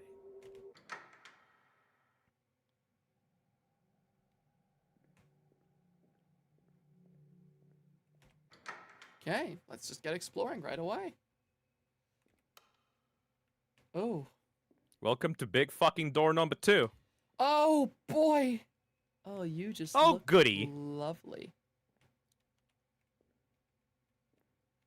Oh, joy. Oh, goody. The way these like faces are modeled is interesting to me. Pixelated shadows, like, grafted into the statue itself. Yeah, I love when shit does this. It reminds me of like the original Halo, how all the shadows on that game were actually like textured onto them because they didn't actually have real-time lighting. Baked lighting is so fucking cool. I really like that. It won't open, it's covered in some kind of slime. Ew. Slime! They slime the doors. Make them real slippery so no one can open Hey, them. Drax, holy peak! Ah! Hey, Drax. Hi, babe. Yeah, no, Phil's got me playing Lost in Vivo. We actually, okay, you know, you chose a good time to show up. Cause, I just finished the part where you and I were last playing together. So Perfect. now I'm getting to experience the stuff that, you hadn't gotten to see me react to. Perfect timing, Drax. Welcome. Yeah, absolutely amazing timing. Save point. And Phil's been a good guide for me because if you remember last time how lost I got when you and I were playing, because yeah, when Drax was showing me this game, the reason I stopped was because I got really, really lost and both of us just got confused.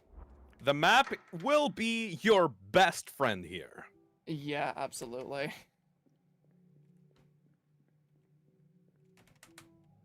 It won't open. Slime. Right, that's a slime door. Okay, that's at the end of this hallway. Look We at the got- ceiling. Is that dripping?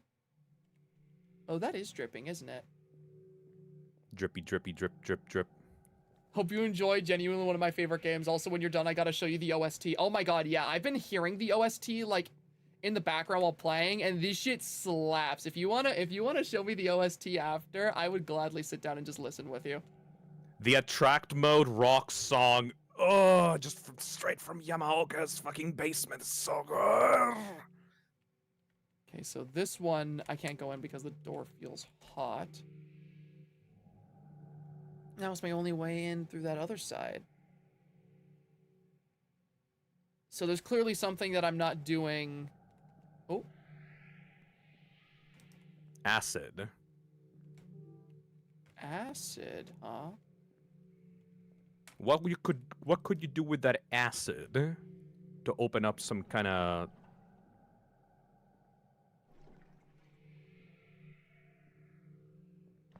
What? Did I just trip and pour the acid on myself?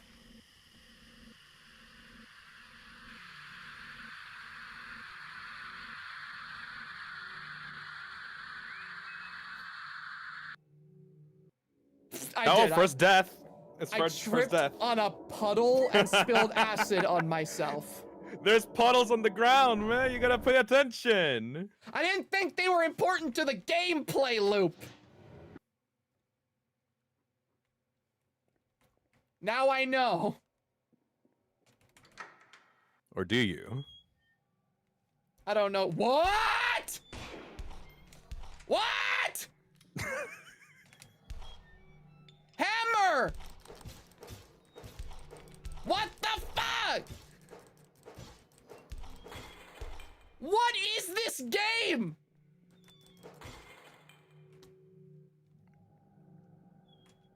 Look at the ground there. What?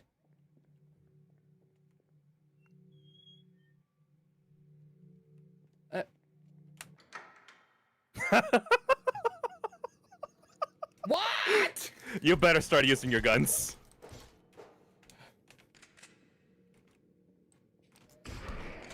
It didn't stop it! Those enemies are so cool. Bro. What is those are going mirror on? enemies. Thank you for the insight in chat, Hunch. It just says the poop. Let me actually check the names of the enemies. Because, like, I think that their names are, like, important.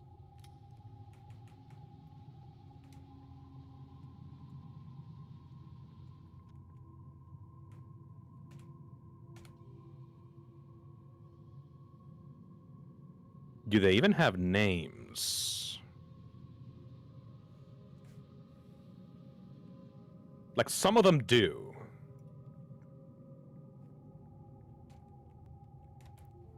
Page 1. Life was too harsh. Love was lost forevermore. They hung from a ceiling fan staring at the floor. Oh, that's the friggin' thing from earlier. They're called the Reflections. What the fuck? What? Run! What? What is going on? Run!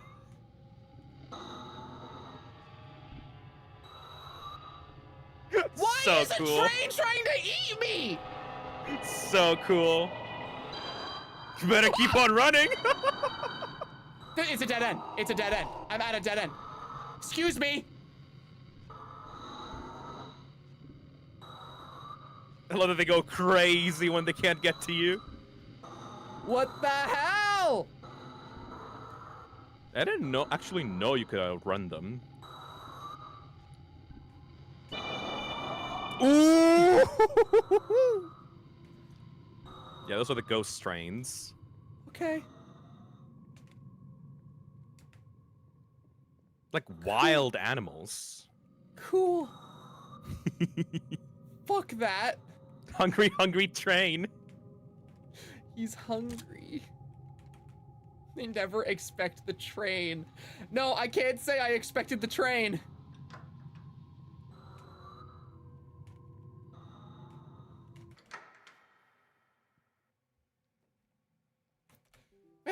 fuck was that? I like that I was just looking at the wiki for the enemy names, and it's like, oh, you're this part. Nice. I don't know what to write. I'm not sure if it's good or bad. I don't know if it makes me happy or sad. I think we're going to have a child.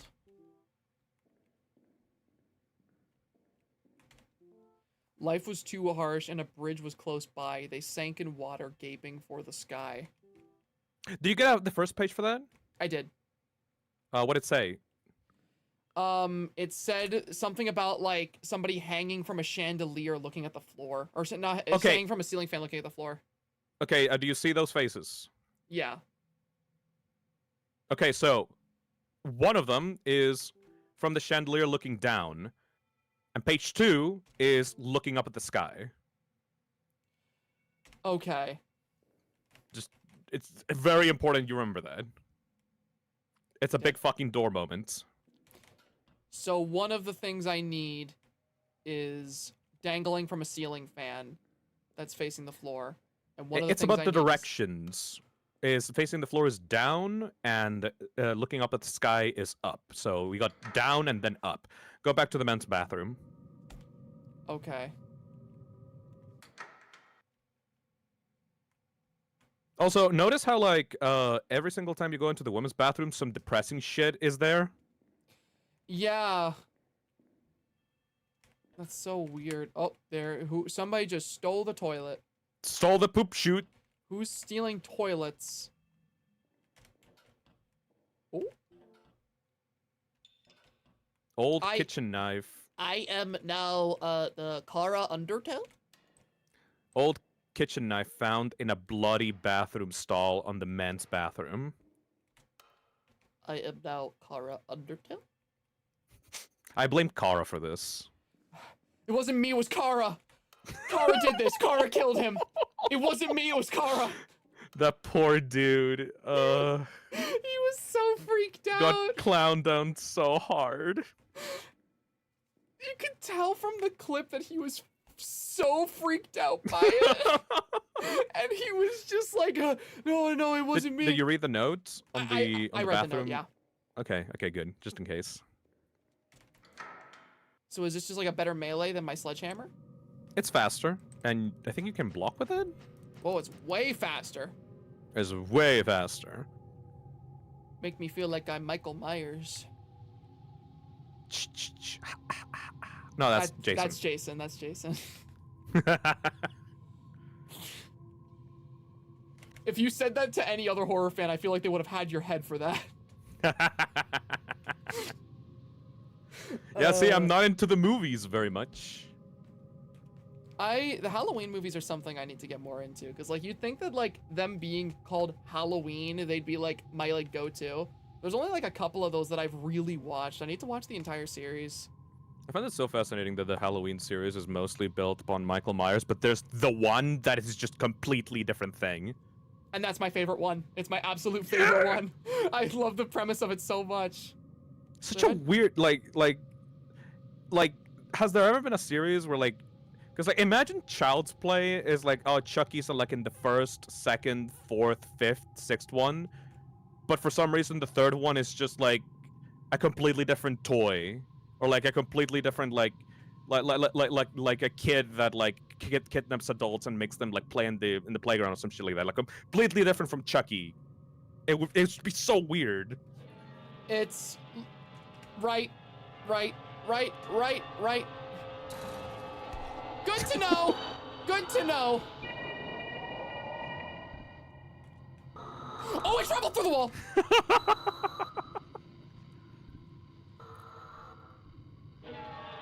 I really just You can't kill it. I can kill it? You can kill it.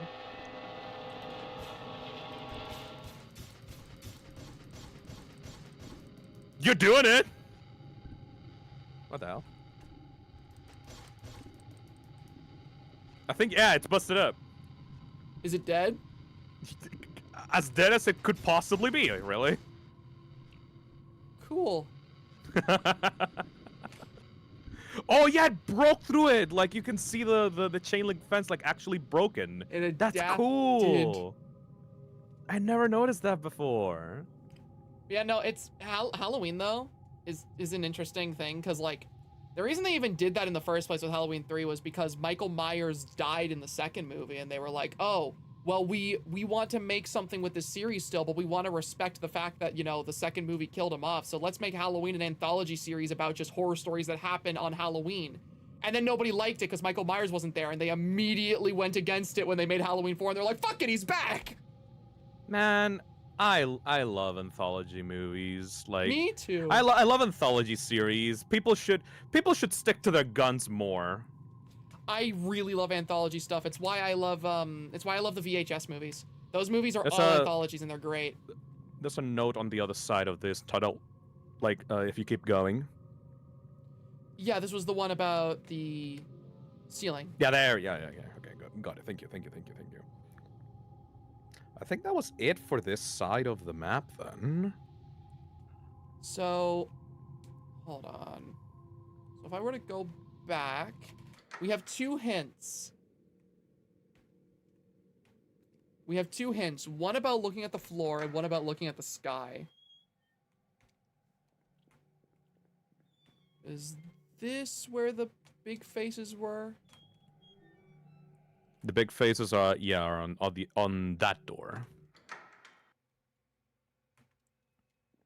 So am I able to interact with these? Up at the sky. So you Left.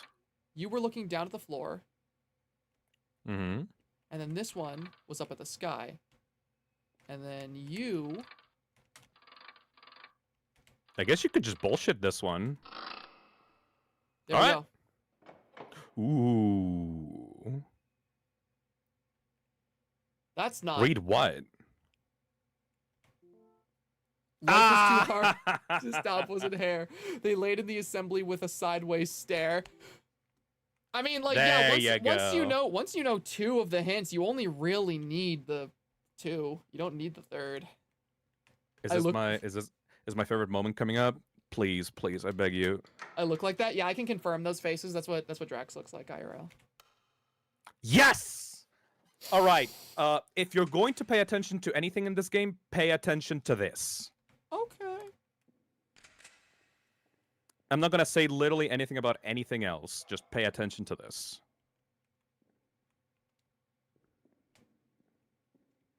Okay.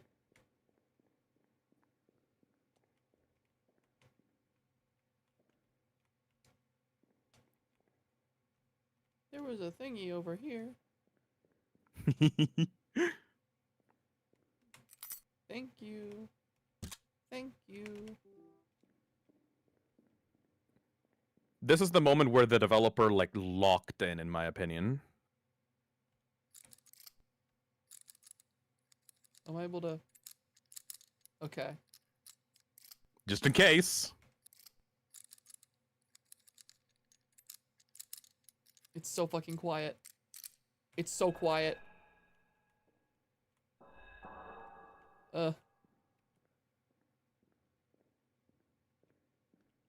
Why is it so quiet?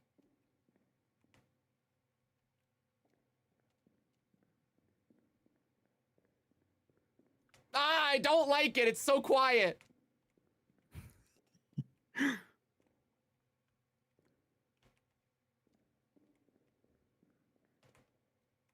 Okay.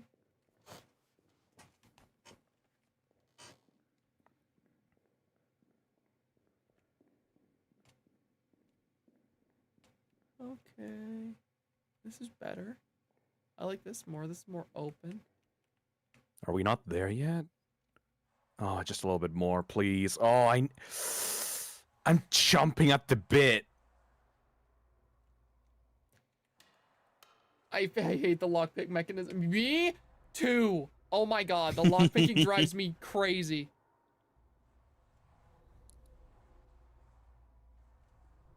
Yeah, we're so close to my favorite part of the game. We're so close. Nice try. It always looks breakable.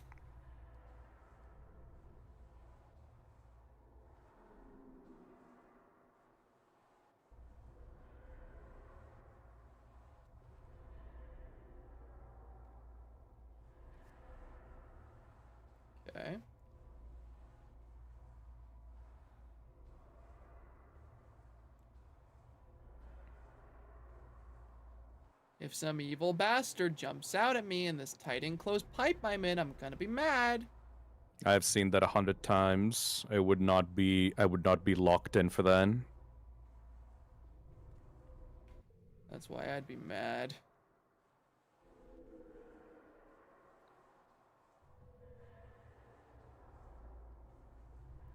It looks like we're a turd in a constipated bowels. You chat, you're always so insightful. Did anyone ever tell you that? Yes, this is it. Okay. Glad to know. Oh my god.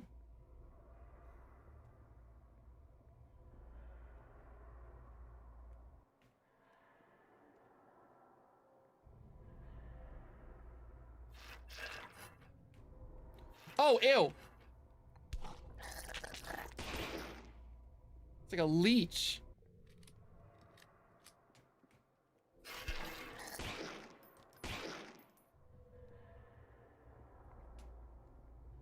Come on, where is it? Where is it?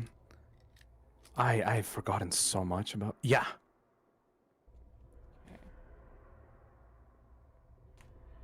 Ooh. Really cool visuals though. Absolutely, yeah.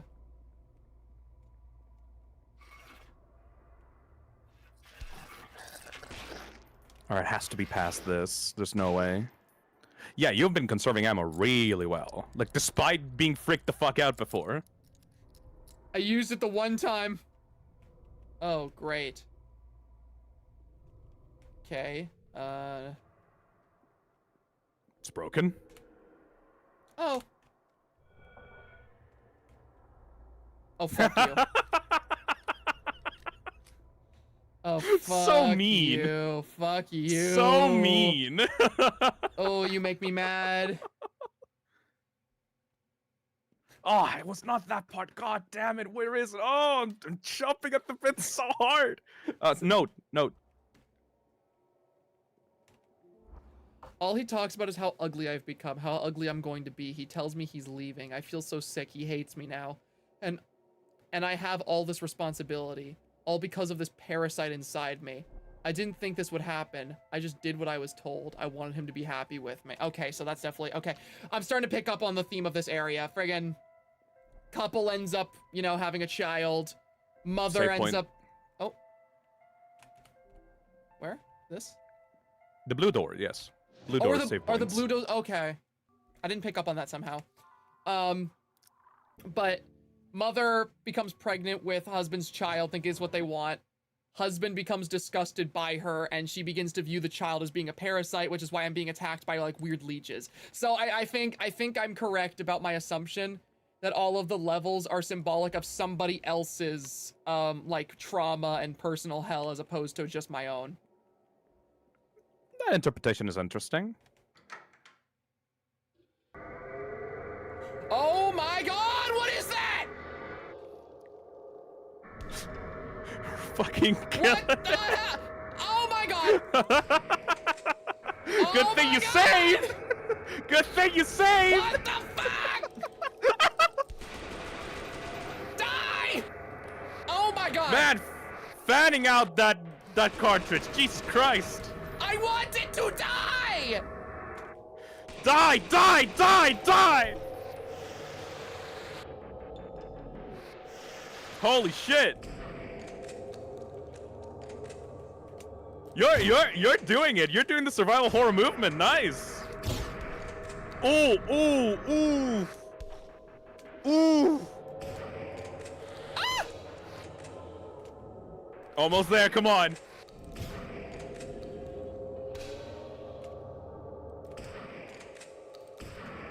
Please die! Bleeding out.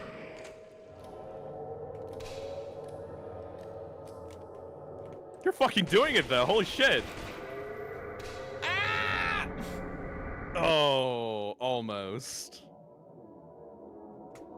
Okay, so, Wait. So how are you feeling? I feel like everyone hates me and I hate myself. Your sense of self-worth is too influenced by body shape and weight. You don't judge others so harshly. You have worth, you have beauty, but you're unable to see it. Your vision of yourself is distorted. Then how should I fix it? If I can't fix my body, then how do I fix my vision of myself? We are working together to fix it. But I will also write you a refill for your I don't know how to say that word. Fluoxetine. Fluoxetine, okay. I don't know what that is. Fluoxetine is an antidepressant used to treat regular depression and obsessive compulsive disorder. Oh, hey. And also eating disorders and treat panic attacks. Now, the funny thing is I said oh hey to that as if chat like is aware of that. I friggin' I literally recently got diagnosed with OCD. Ooh. Wait, Also, this why is where the baby was. What the fuck? You got your ammo back as well. What the fuck? Was I supposed to die?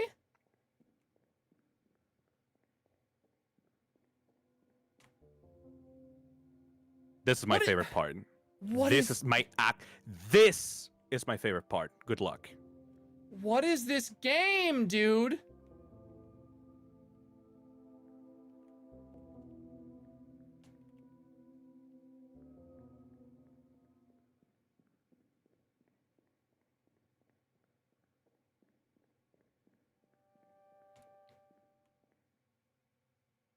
What the fuck? Pay very close attention to your surroundings Okay. as you go through these rooms. Oh, fuck you. We're doing a PT thing.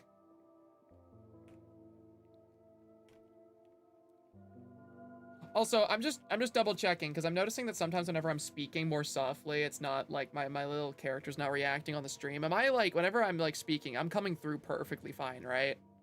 Yep, at least for me. Okay. I'm just making sure of that because I wasn't seeing my Fujitech, or not my Fuji, my little Vito tube reacting all the time and it got me worried. Seems fine to me so far. Chat should... Yep, we can hear you. Yep. Okay, just had to make sure. Hi. Do these things die in one hit from melee? Looks Two like hits. it. Okay. We'll focus on pistol then.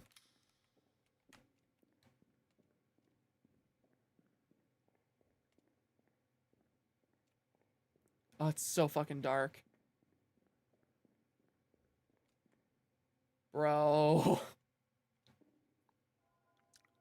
So, which doors are you going through? I've gone through left and right.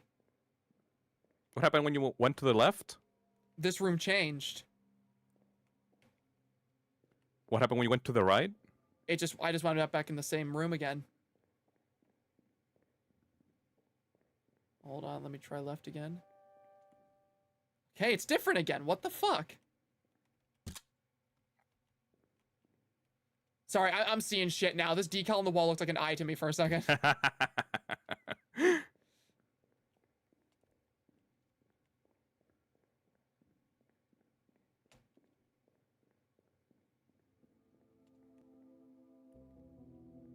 so weird. She's missing her face now, like the art's changing. What happens if I go to the right now?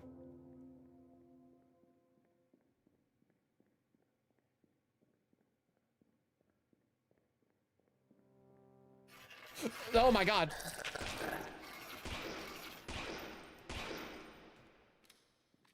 So the right door has the picture of a caricature of a beautiful woman.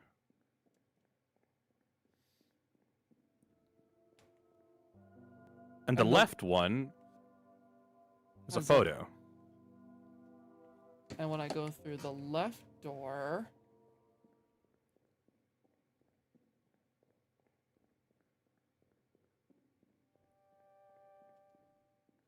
Oh, this is so fucking weird!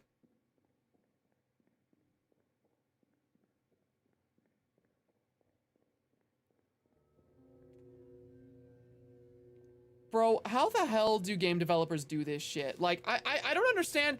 I don't understand game development in general. It's never been, like, my thing. I don't have the brain for it. But, like, this shit I cannot wrap my head around, having these, like, infinitely looping levels that just change It's on a so dime. cool. I can never wrap It's- my head around it. Give me that apple. I'm hungry. Did I fuck up?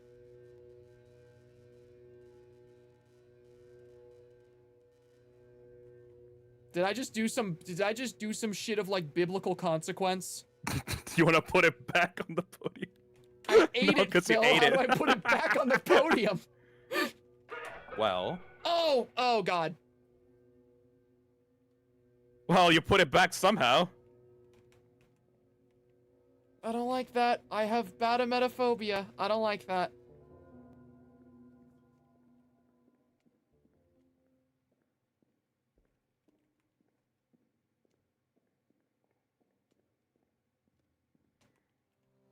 Oh my god, fuck you! I love that enemy so much. Okay. Back in the red room. Back in the red room again. All because I ate the apple. I'm sorry I ate the apple. So you don't eat the apple.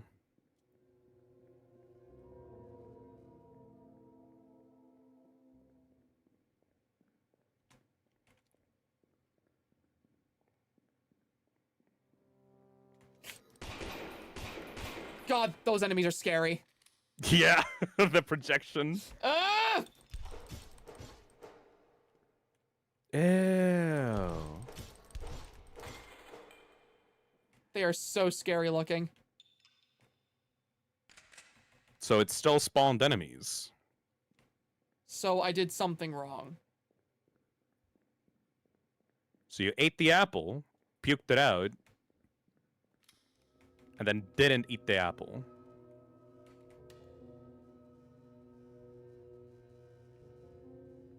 Okay. Is this some like body dysmorphia type shit where it's telling me that I like that I need to eat and to actually take care of my body? But how?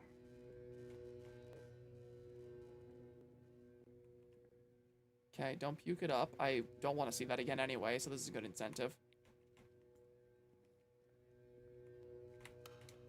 Am I able to just go back? Nope. No, okay.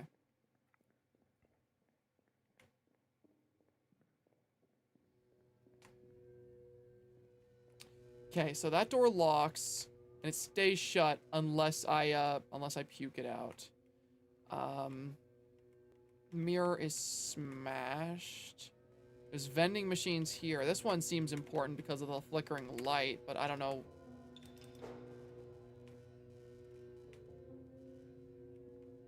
Am I able to do something with it?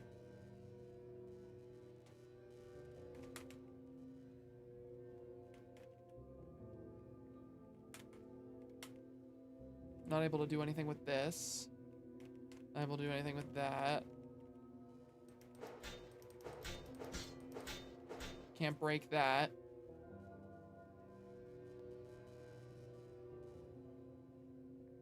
I'm so confused. Good, actually. This is my favorite puzzle in the entire game.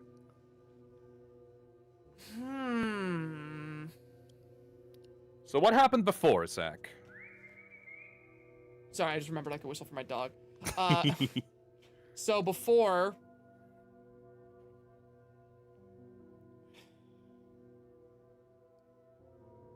So before I would pick the before I'd go down the hallway, when I went down the hallway that had like the picture of like the pretty woman, or like the caricature, I'd be punished. But when I went down the hallway that depicted a regular person, it would be okay. Not sure if you remember, but the initial times where like you were going through that hallway, the first few times, the left one didn't even have a regular person. It had a mangled, distorted, decayed photo of someone that barely even looked human. Okay. So I have to pick so it seems like the whole thing here is this is a section that's all about like body dysmorphia and self-love. Mm-hmm. Because I have to pick the because the idea is that I have to learn to like live with myself. Right. So here, the clear message is that my character, or whoever this represents, I'm assuming this represents my character, chooses not to eat, and whenever they do choose to eat, they puke it up. They have some kind of eating disorder. So the solution here is to eat the apple. And then...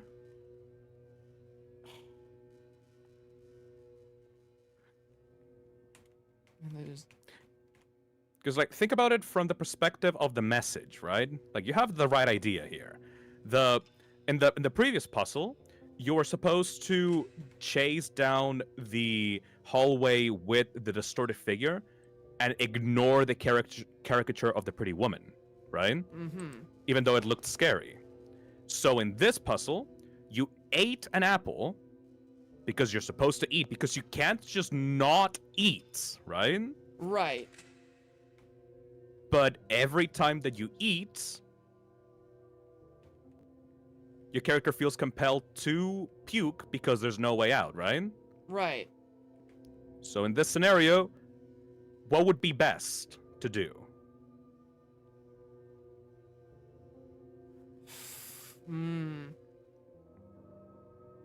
Healthiest thing, you would say, for someone going through this scenario. I'm trying to think too, like, the therapy message at the start. Because, like, the therapy message at the start of this, like, part of the game was about, like, trucking through and working through it. Also, I will... This is not now the perfect time to actually reveal to you what the title of the game is. Okay. In the intro, the person talking to you said that you would try in vivo exposure therapy. According to Google, in vivo exposure therapy means real-life therapy. This type of therapy involves directly facing a thing or situation or activity you fear in order for that fear to lessen in your mind by directly exposing you to the things that you fear. Right, so in this case, that makes sense, because everything we're being faced directly with. Okay, this is gonna be stupid if... I'm gonna feel stupid if I'm wrong about this.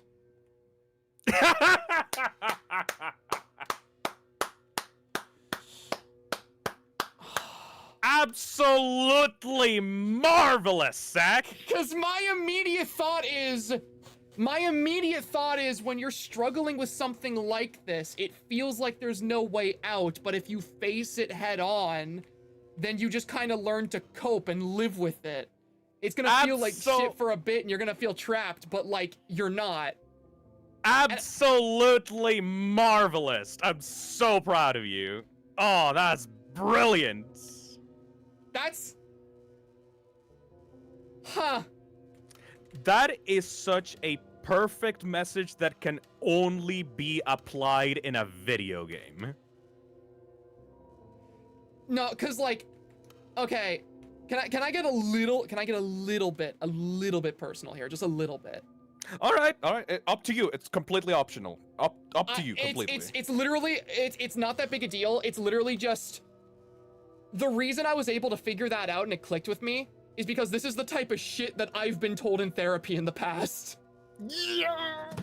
So I literally, when you were describing this to me, I thought of what the solution could be based on shit that I've personally dealt with in my own therapy. That's really cool. This is personally when the game actually gets, like, special to me. And you're rewarded with a room with no enemies and some ammo. That's so cool. Positive reinforcement. That is so cool.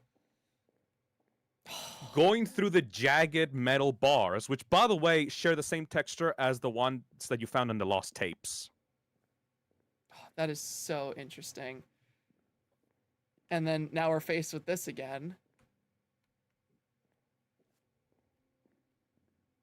Oh, and the mirror is rebuilding itself. by not engaging with our self-destructive activities, even though it seems like it's hopeless, we're slowly rebuilding our self-image. That is It literally looks like, yeah, I can't pass through those bars. It's a fucking game, like game mechanic, like I can't pass through that.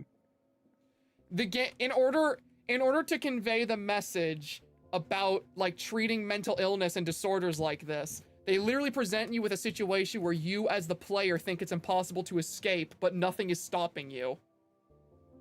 You actually have to break the game's rules and clip through the map. That is so awesome. Oh, And it that gets is easier and so easier every awesome. time. First time you think that it's impossible, but after you deal with it, you realize that it was never there in the first place.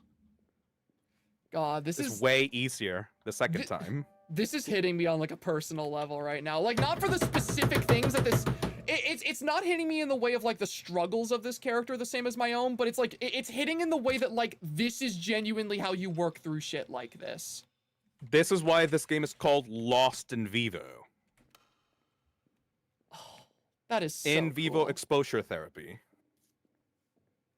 So everything our character's dealing with and struggling with is actually some way for them to become exposed to these things and actually cope with them in a realistic and healthy way. So what happens when you eat it the third time? Yeah! The mirrors all back up.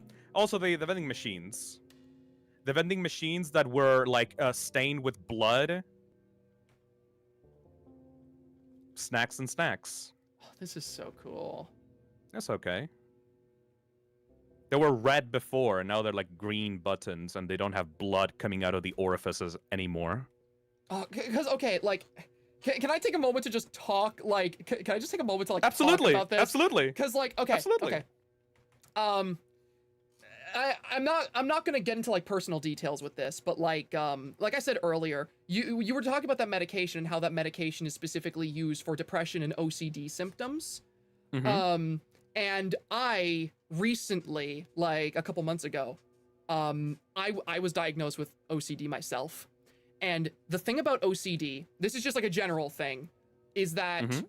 when you struggle with OCD, the reason why it sucks so bad and is so difficult to cope with is because basically things that cause you distress become an obsession. And in order to alleviate the symptoms of that obsession, you engage in compulsions that are essentially coping mechanisms to relieve the stress from that. Mhm. But doing that unintentionally makes the obsessions worse because you're reinforcing in your mind that those are valid concerns and worries by engaging That in it's a real compulsions. That's a real thing you have to protect yourself against. Exactly. So Ah. genuinely the main way to cope with OCD, and this is something I have struggled with so badly because I got diagnosed very late into my life, but like the main thing that you need to do to cope with OCD is when you have a compulsion, when you have this urge and this need to do something to calm yourself down and to alleviate symptoms, the way you have to go about it to make it easier is by not doing it. And it is so stressful at first because literally you are just when you feel like shit, you just have to sit there and live with it for a bit and like let yourself feel those emotions and just not engage with it. But like this is hitting so hard for me because it's true. The more you just don't engage with compulsions with OCD, the easier it gets to just kind of be able to distance your mind from them and accept that this is an OCD. This is an OCD thing. This is not like a true definite, like this isn't a true thing for what I'm going through. This is not me. This is OCD. So like The puking prompt is like so easy to like misclick and just do it on the toilet, and the light here is green and bright, and the bars just look impassable because like what how could you pass it? You've gone through like this game and you've already gotten used to the bars being impassable walls through the game, right? So it's like it's a perfect distillation of like I can't go through this unless I do it, right? I can't. yeah, exactly. Right? And that is like, I don't know if this game is specifically about OCD, but like that's the experience. That is what it is like to cope with it and deal with it every single day. And it's a nightmare if you don't know what the healthy coping strategies are. It is hellish if you don't understand because like you do these things to alleviate what you see as being a problem, and then the problem just gets worse and you feel worse and you're like, why isn't anything working? But literally all you just have to do is just not engage in the compulsion to do those things and just keep living. Yep. And just, that is so, oh my god, that is so cool. I can't believe a game like this was able to engage in that. Drax on the chat says, this game helped me deal with complex emotions at a very young age. I had a lot of self-image issues, and this game really helped me with them. To this day, it's still one of my favorites. Yeah, I didn't realize that this game was going to delve into stuff like this. I genuinely didn't. Like, this is so incredibly cool. Also, sorry if I got a little bit deep there, but like, this game is really engaging me in like a deep personal level. I'm not saying like that's what I want. Oh, here we go. Ooh. So what do you do with this?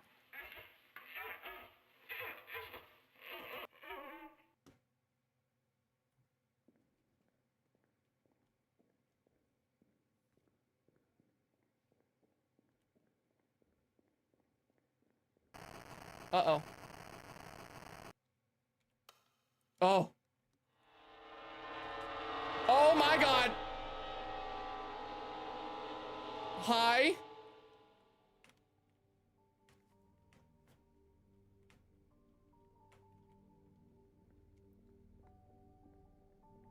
Remember the note before? Yeah? The lady who ran in front of the train? Remember the note about the baby? Oh, were they the same person? Remember the note about how he made me feel pretty?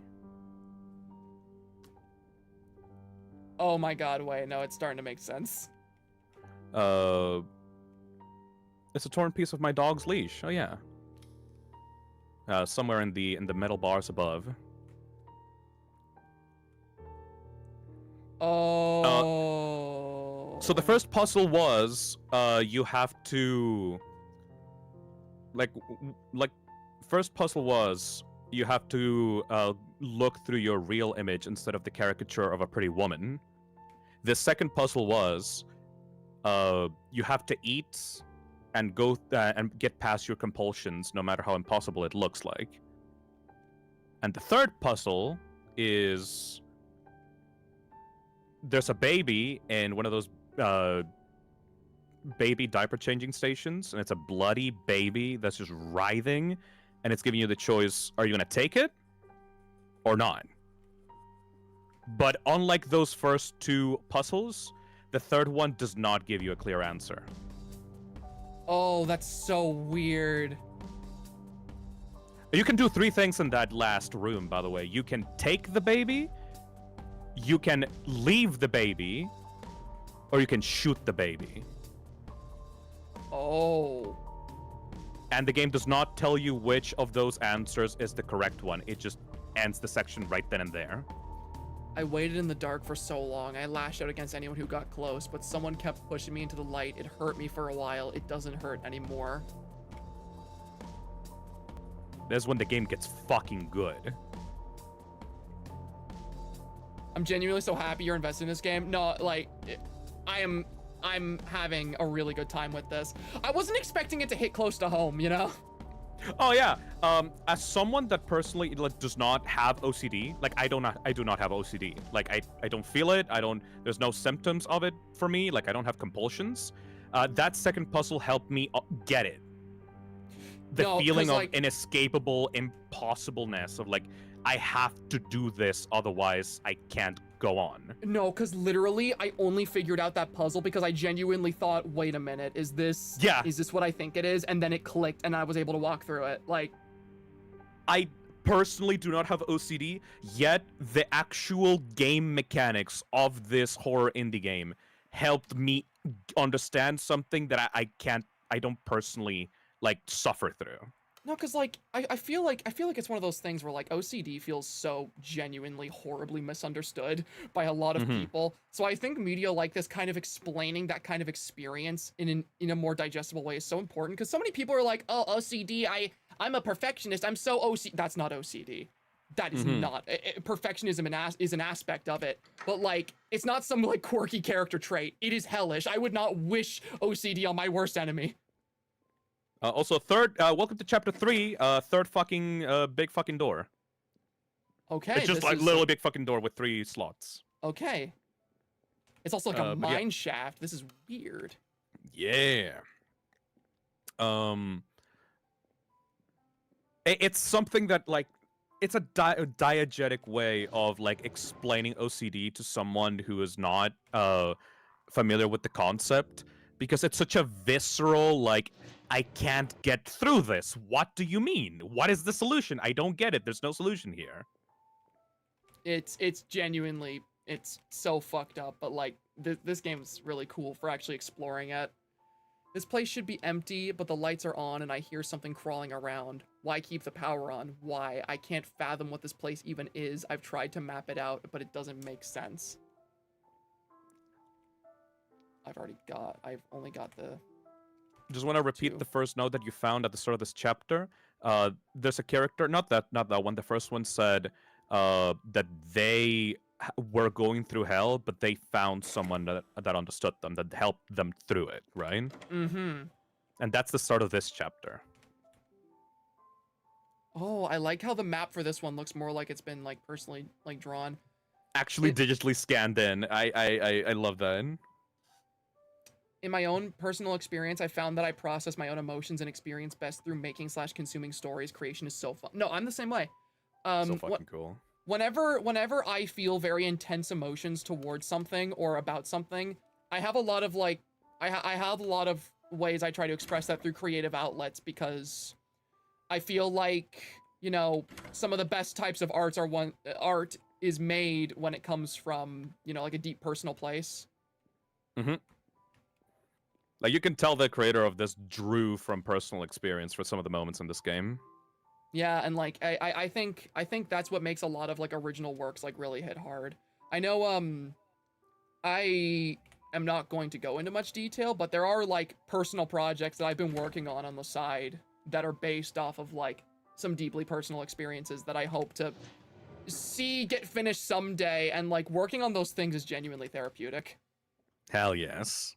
Also, in the map, the little dots on the map are your 3 keys that you need to collect.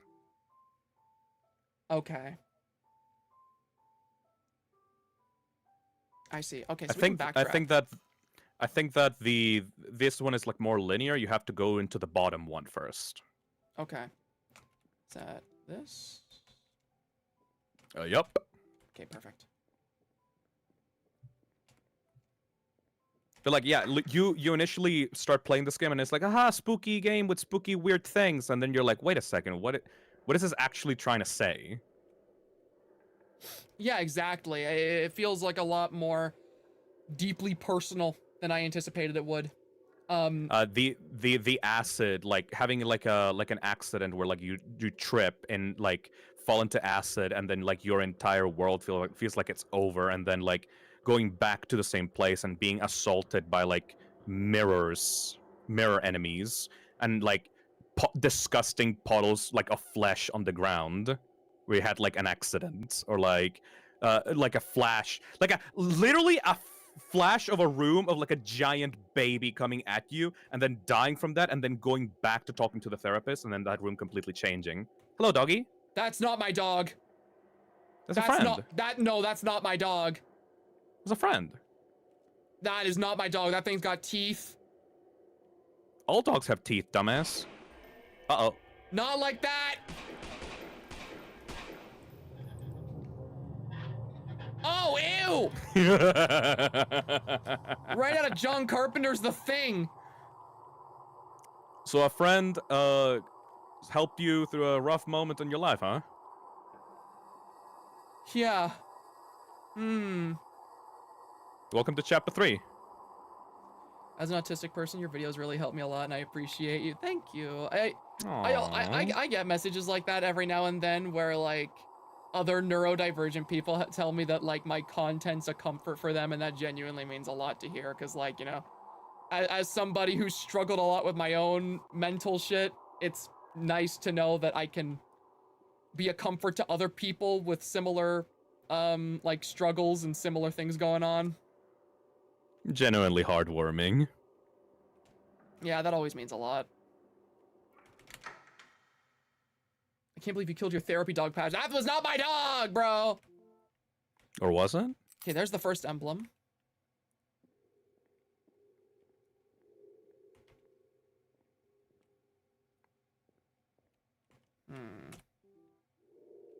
Okay, so that's the first one. The first one. Okay. I just like this game so much, like the way that it uses video game mechanics to communicate actual like meaning, you know? Oh, go away. You should really conserve your ammo, because this thing is not going away anytime soon. Okay. It's just this thing moves so fast, it didn't seem like something I could run away from.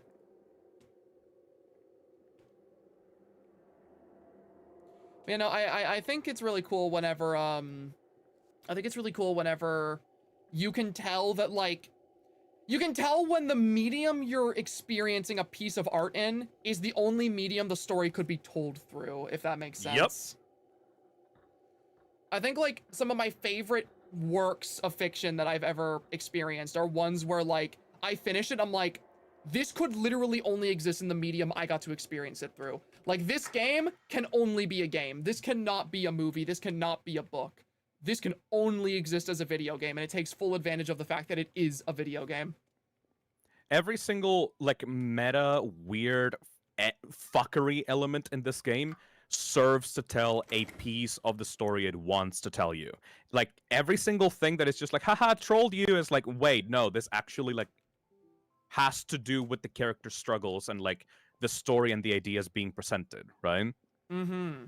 And as it continues to go through, it becomes more and more clear like the authorial intent is real here, which is which is so good. It's so inspiring, you know? Absolutely. Also, I just got a super chat from Nick that says Kidney Stone Gaming. That's a bit from like my actual stream when I played this with Nick like some time ago, like a few years ago. Oh, I see. Because I saw a couple of people say that. I'm like, what about this game is kidney stones? Kidney Stone Core Gaming. Just stupid bits. You know, I think a lot about that whole thing though of like, whenever I think about like my own works, and I look at a lot of other pieces of media, I always think to myself like one of the first questions I tend to ask is just, would this have worked in other mediums, or is this the best possible way that this like concept can be expressed? I think that's like a really deeply interesting subject that I don't get to talk about very often. There is literally no other way that Apple Puzzle works in any other type of medium.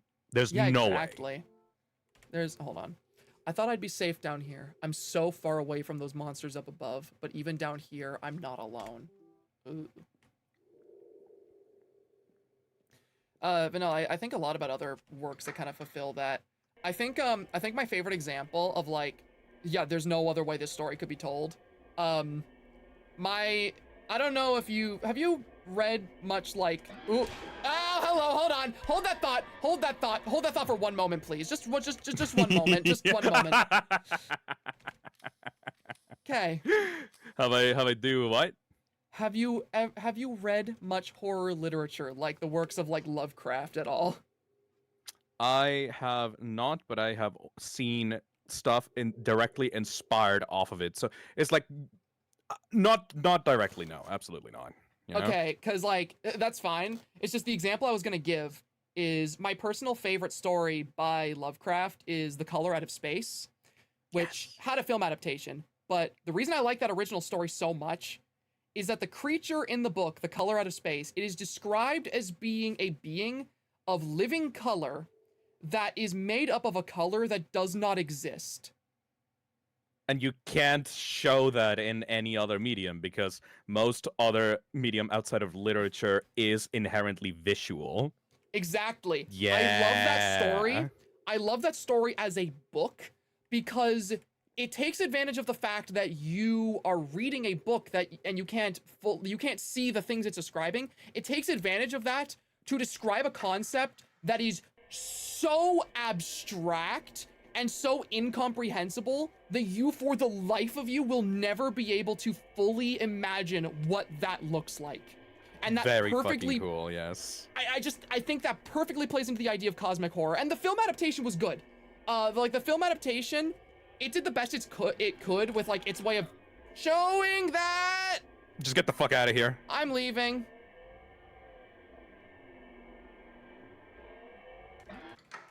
Ooh, so close. I heard it behind me. But yeah, no, that film does the best it can in adapting such an abstract concept. But I just think one of the things about that story is it's not a story that can be translated to any medium other than a book. So like, yeah, I don't think any adaptation will just be better than the original story. And that's like the prime example of when I think like the medium is taken to its full potential with a story that you want to tell.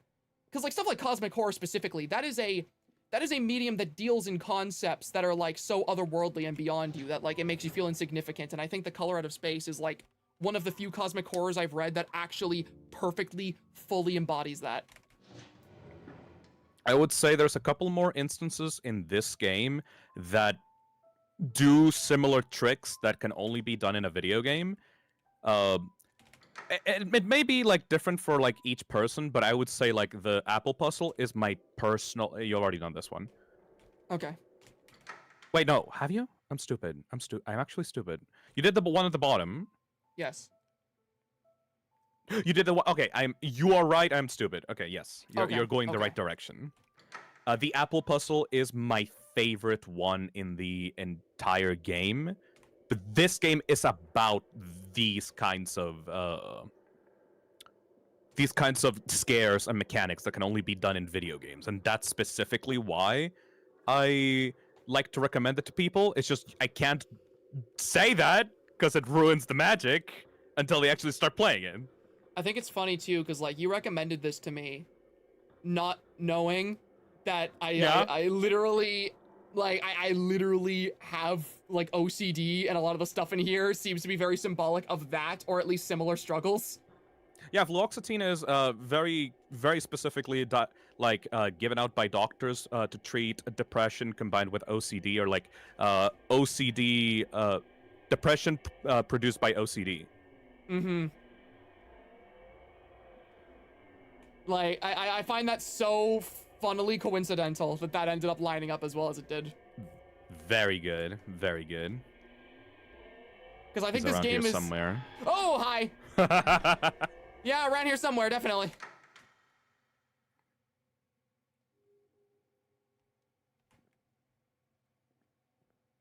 Oh, piece of shit. You're on the other side. Okay. Where's the like in the map? Like, where is this? Oh, on the right side. Okay. Reen says, only in a video game can you convey that kind of helplessness when you first encounter the apple puzzle and are trying to figure it out. Because who the fuck wants to clip through the bars? Yeah, exactly. Yeah, it's just, I still can't believe that my real life struggles ended up helping me solve a video game puzzle. That has literally never So happened cool. once in my life. And this is what I mean by this is the Silent Hill 2 of indie horror, because this is not taken from Silent Hill. Like, this is a completely original concept that I'm sure the developer was like chomping at the bit to include in a game, right? Mm-hmm. And it would fit Silent Hill so much if it was a story about like bulimia and self-image issues and like body issues, right? I told everyone, but no one listens to me. I can't trust anyone. They're all just serving the monsters. No one is different. It's just me now. Why wouldn't they just listen? So what was the first note in this chapter?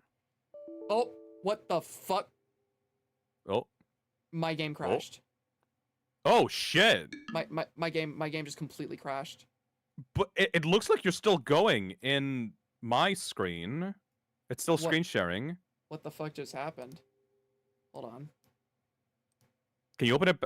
Open it. No, it's the tab is still open. What? Huh? Okay, no, the game is still going. What the fuck just happened? What just happened? What was that? Okay, Oh. Zach, remember the first note at the start of this chapter? Yeah? What was it? What was it about?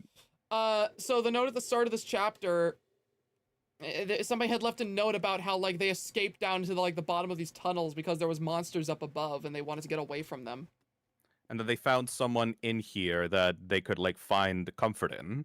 Yeah, they found somebody that they could find comfort in, and then they escaped down here, away from where the people are. And then now it's, I told everyone, but no one listens to me. I can't trust anyone. They're all just serving the monsters. No one is different. It's just me now. Why wouldn't they just listen? So the note at the start was talking about friggin' finding someone, and now it's saying that you can't trust anyone. Is this? And then between that and now, you encountered your doggy and your doggy friend. And it's been chasing Cute me as little an actual monster now. Your doggy friend that is like you've been trying to find him all throughout this entire game. That's so weird. It's like it's trying to say that, like, it's like it's trying to say that this dog was supposed to be, like, something that came into our lives and gave us help for our issues, but, like, they only got worse. That's like the only thing I can pick up from that right now, but I feel like there's still some missing pieces. Did you hear about who got their hands on the Saw franchise? Isn't it owned by Blumhouse now? Let me check. I believe it's owned by Blumhouse now.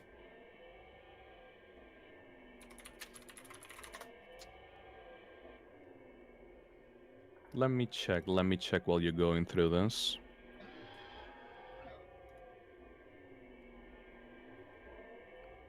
Yup. Cool. Actually. Yeah, Don't look down. Oh, that's awful. That sucks. Could you not? Could you, like... Oh, you're getting closer. I'd really like it if you stopped that. Get me off this ladder.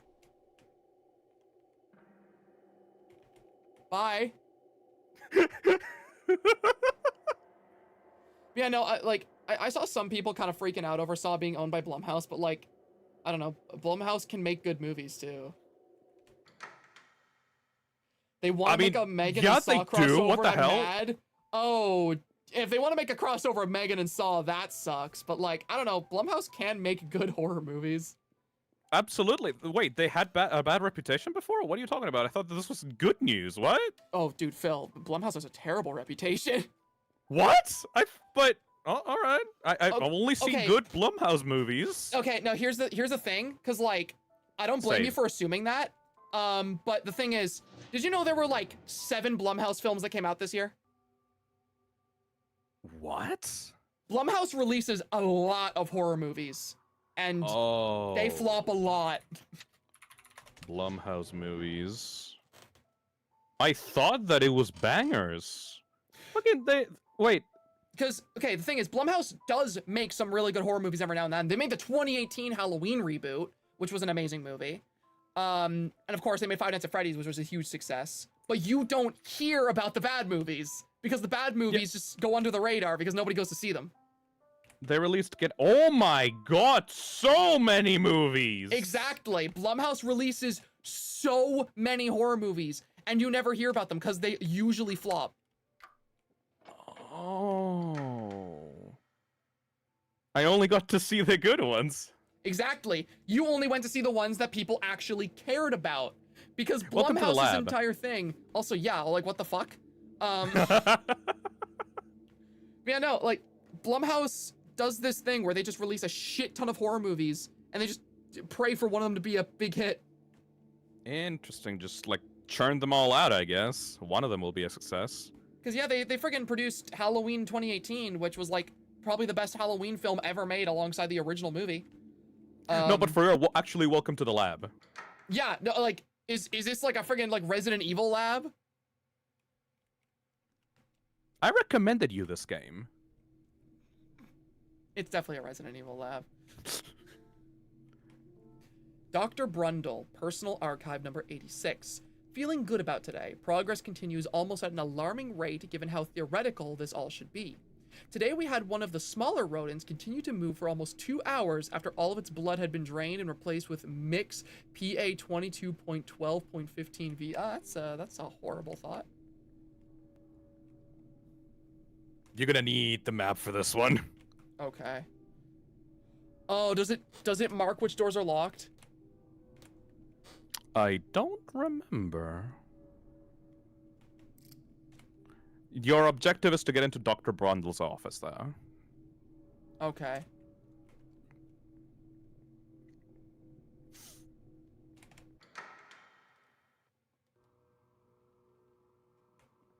Yeah, this is just a straight up lab-ass lab. Okay, yeah, this is like a proper, true lab. Dr. How do you say that last name? Piccanini.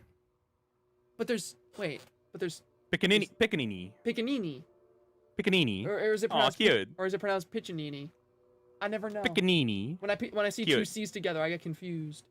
Shrieks and squeals are all I hear. My dreams are infested with these rats. If only they knew that we are going to make them into something beautiful. If they knew that and had the capacity to, they would respect me. But no, it's nothing but screams and wailing. I can't sleep, I can hardly think, even when I'm further away from the sound. Away than the sound should possibly travel, I can still hear them. Remember all those rats back at the subway? Yeah. Exact same texture. Gotta love that whistle. I keep forgetting I have it. Random Fandom Mania says Picconini. Okay. It's a fun name. It's a really fun name. Someone else Dr. in chat said, Brundle. someone else said Pikmin. Dr. Pikmin. That was exact. I love that sound effect. What's this? Dr. Piccanini. My dreams have found their savior. A dark creature swabbed in dirty robes now lives within them. They eat the rats and silence the screaming. Soon I will begin work. Not this filthy government's rat work, but my true work. I will give birth to my savior so they can silence everything. Okay. Hard swerve into something completely different. You're very normal. This is... I think I'm starting to lose the plot here. I love it. I love it. I love it. This game fucks with you. Everything is purposeful and it fucks with you so hard. Dr. Piccanini. Piccanini. Piccanini. Broken.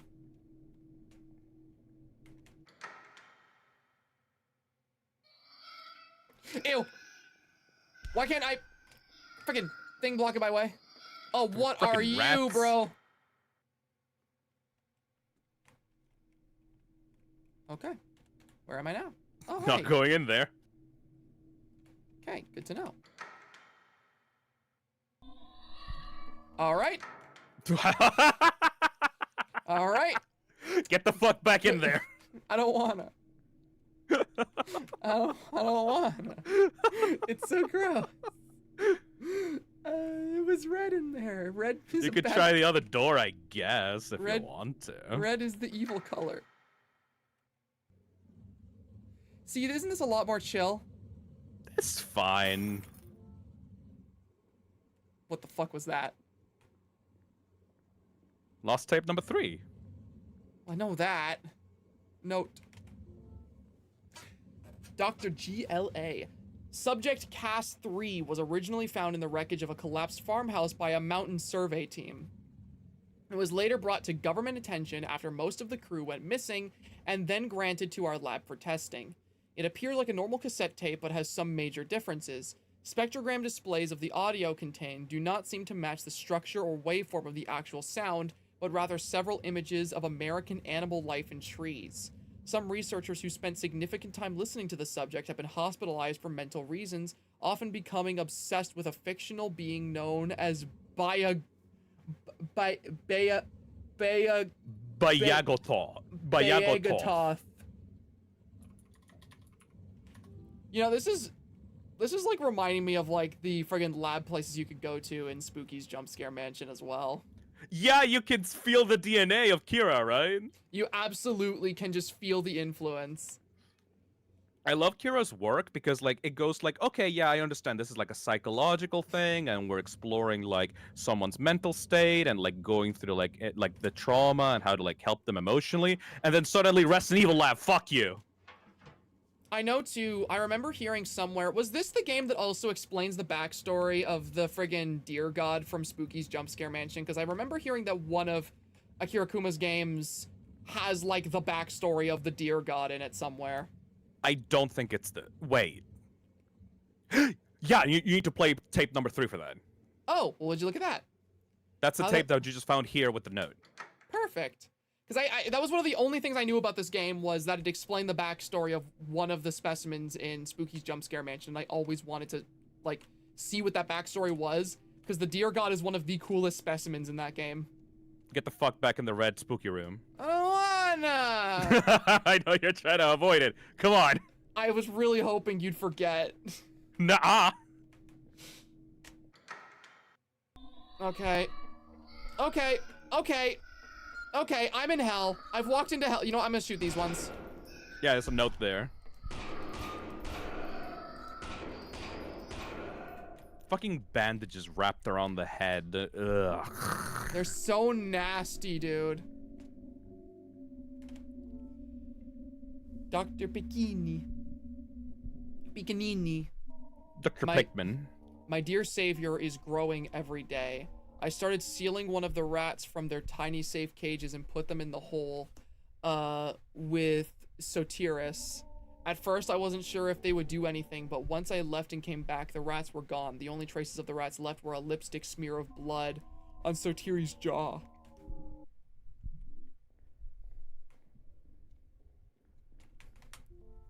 Dr. Brundle, we've done it. I have to get out of here as soon as I can.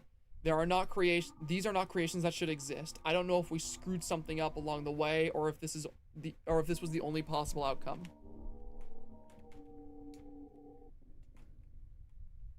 Was this where I came from?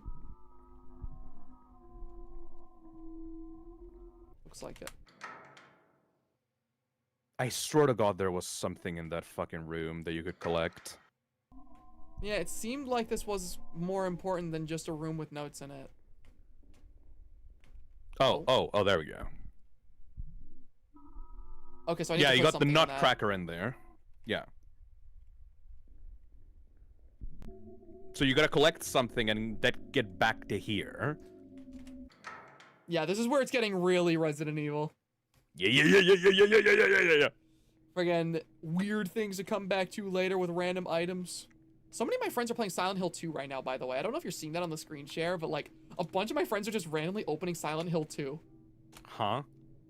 I cannot see that there's no Steam overlay for the screen share. Okay, that's something they're seeing on the stream. That's really funny. Okay, was there anything in here? There's a note in here, okay. Let me read the lore, assholes! I'm trying to read the lore!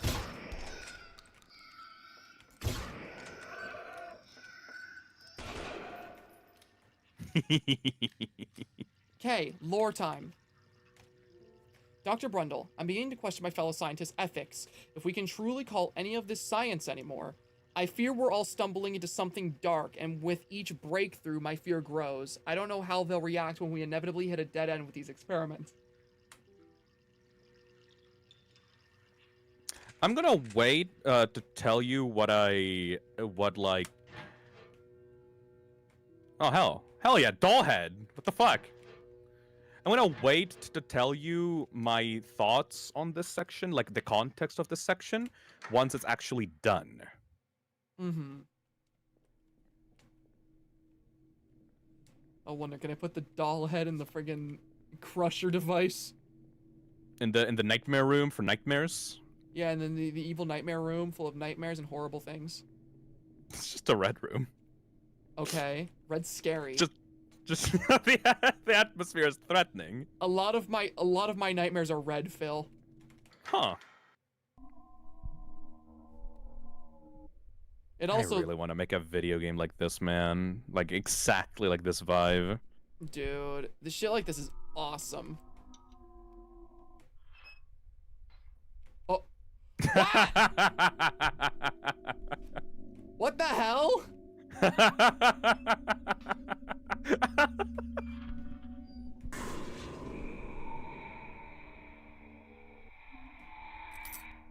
This game is Thanks. so cool. This game is so cool.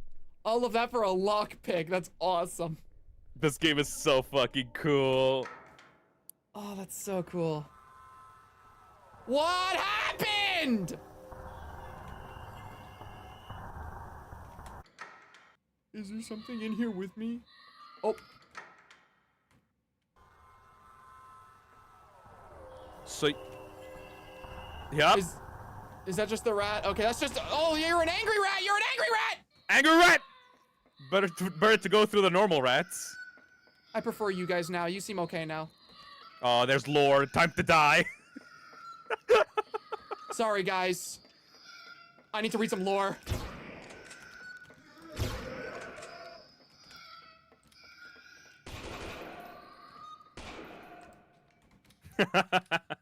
Also, I just want to point out. So you are in a place with full of doctors, and these doctors are doing weird experiments, and you picked up a doll head that is where like one of the experiment fridges would be, and you used it on a place where the doll head was cracked open.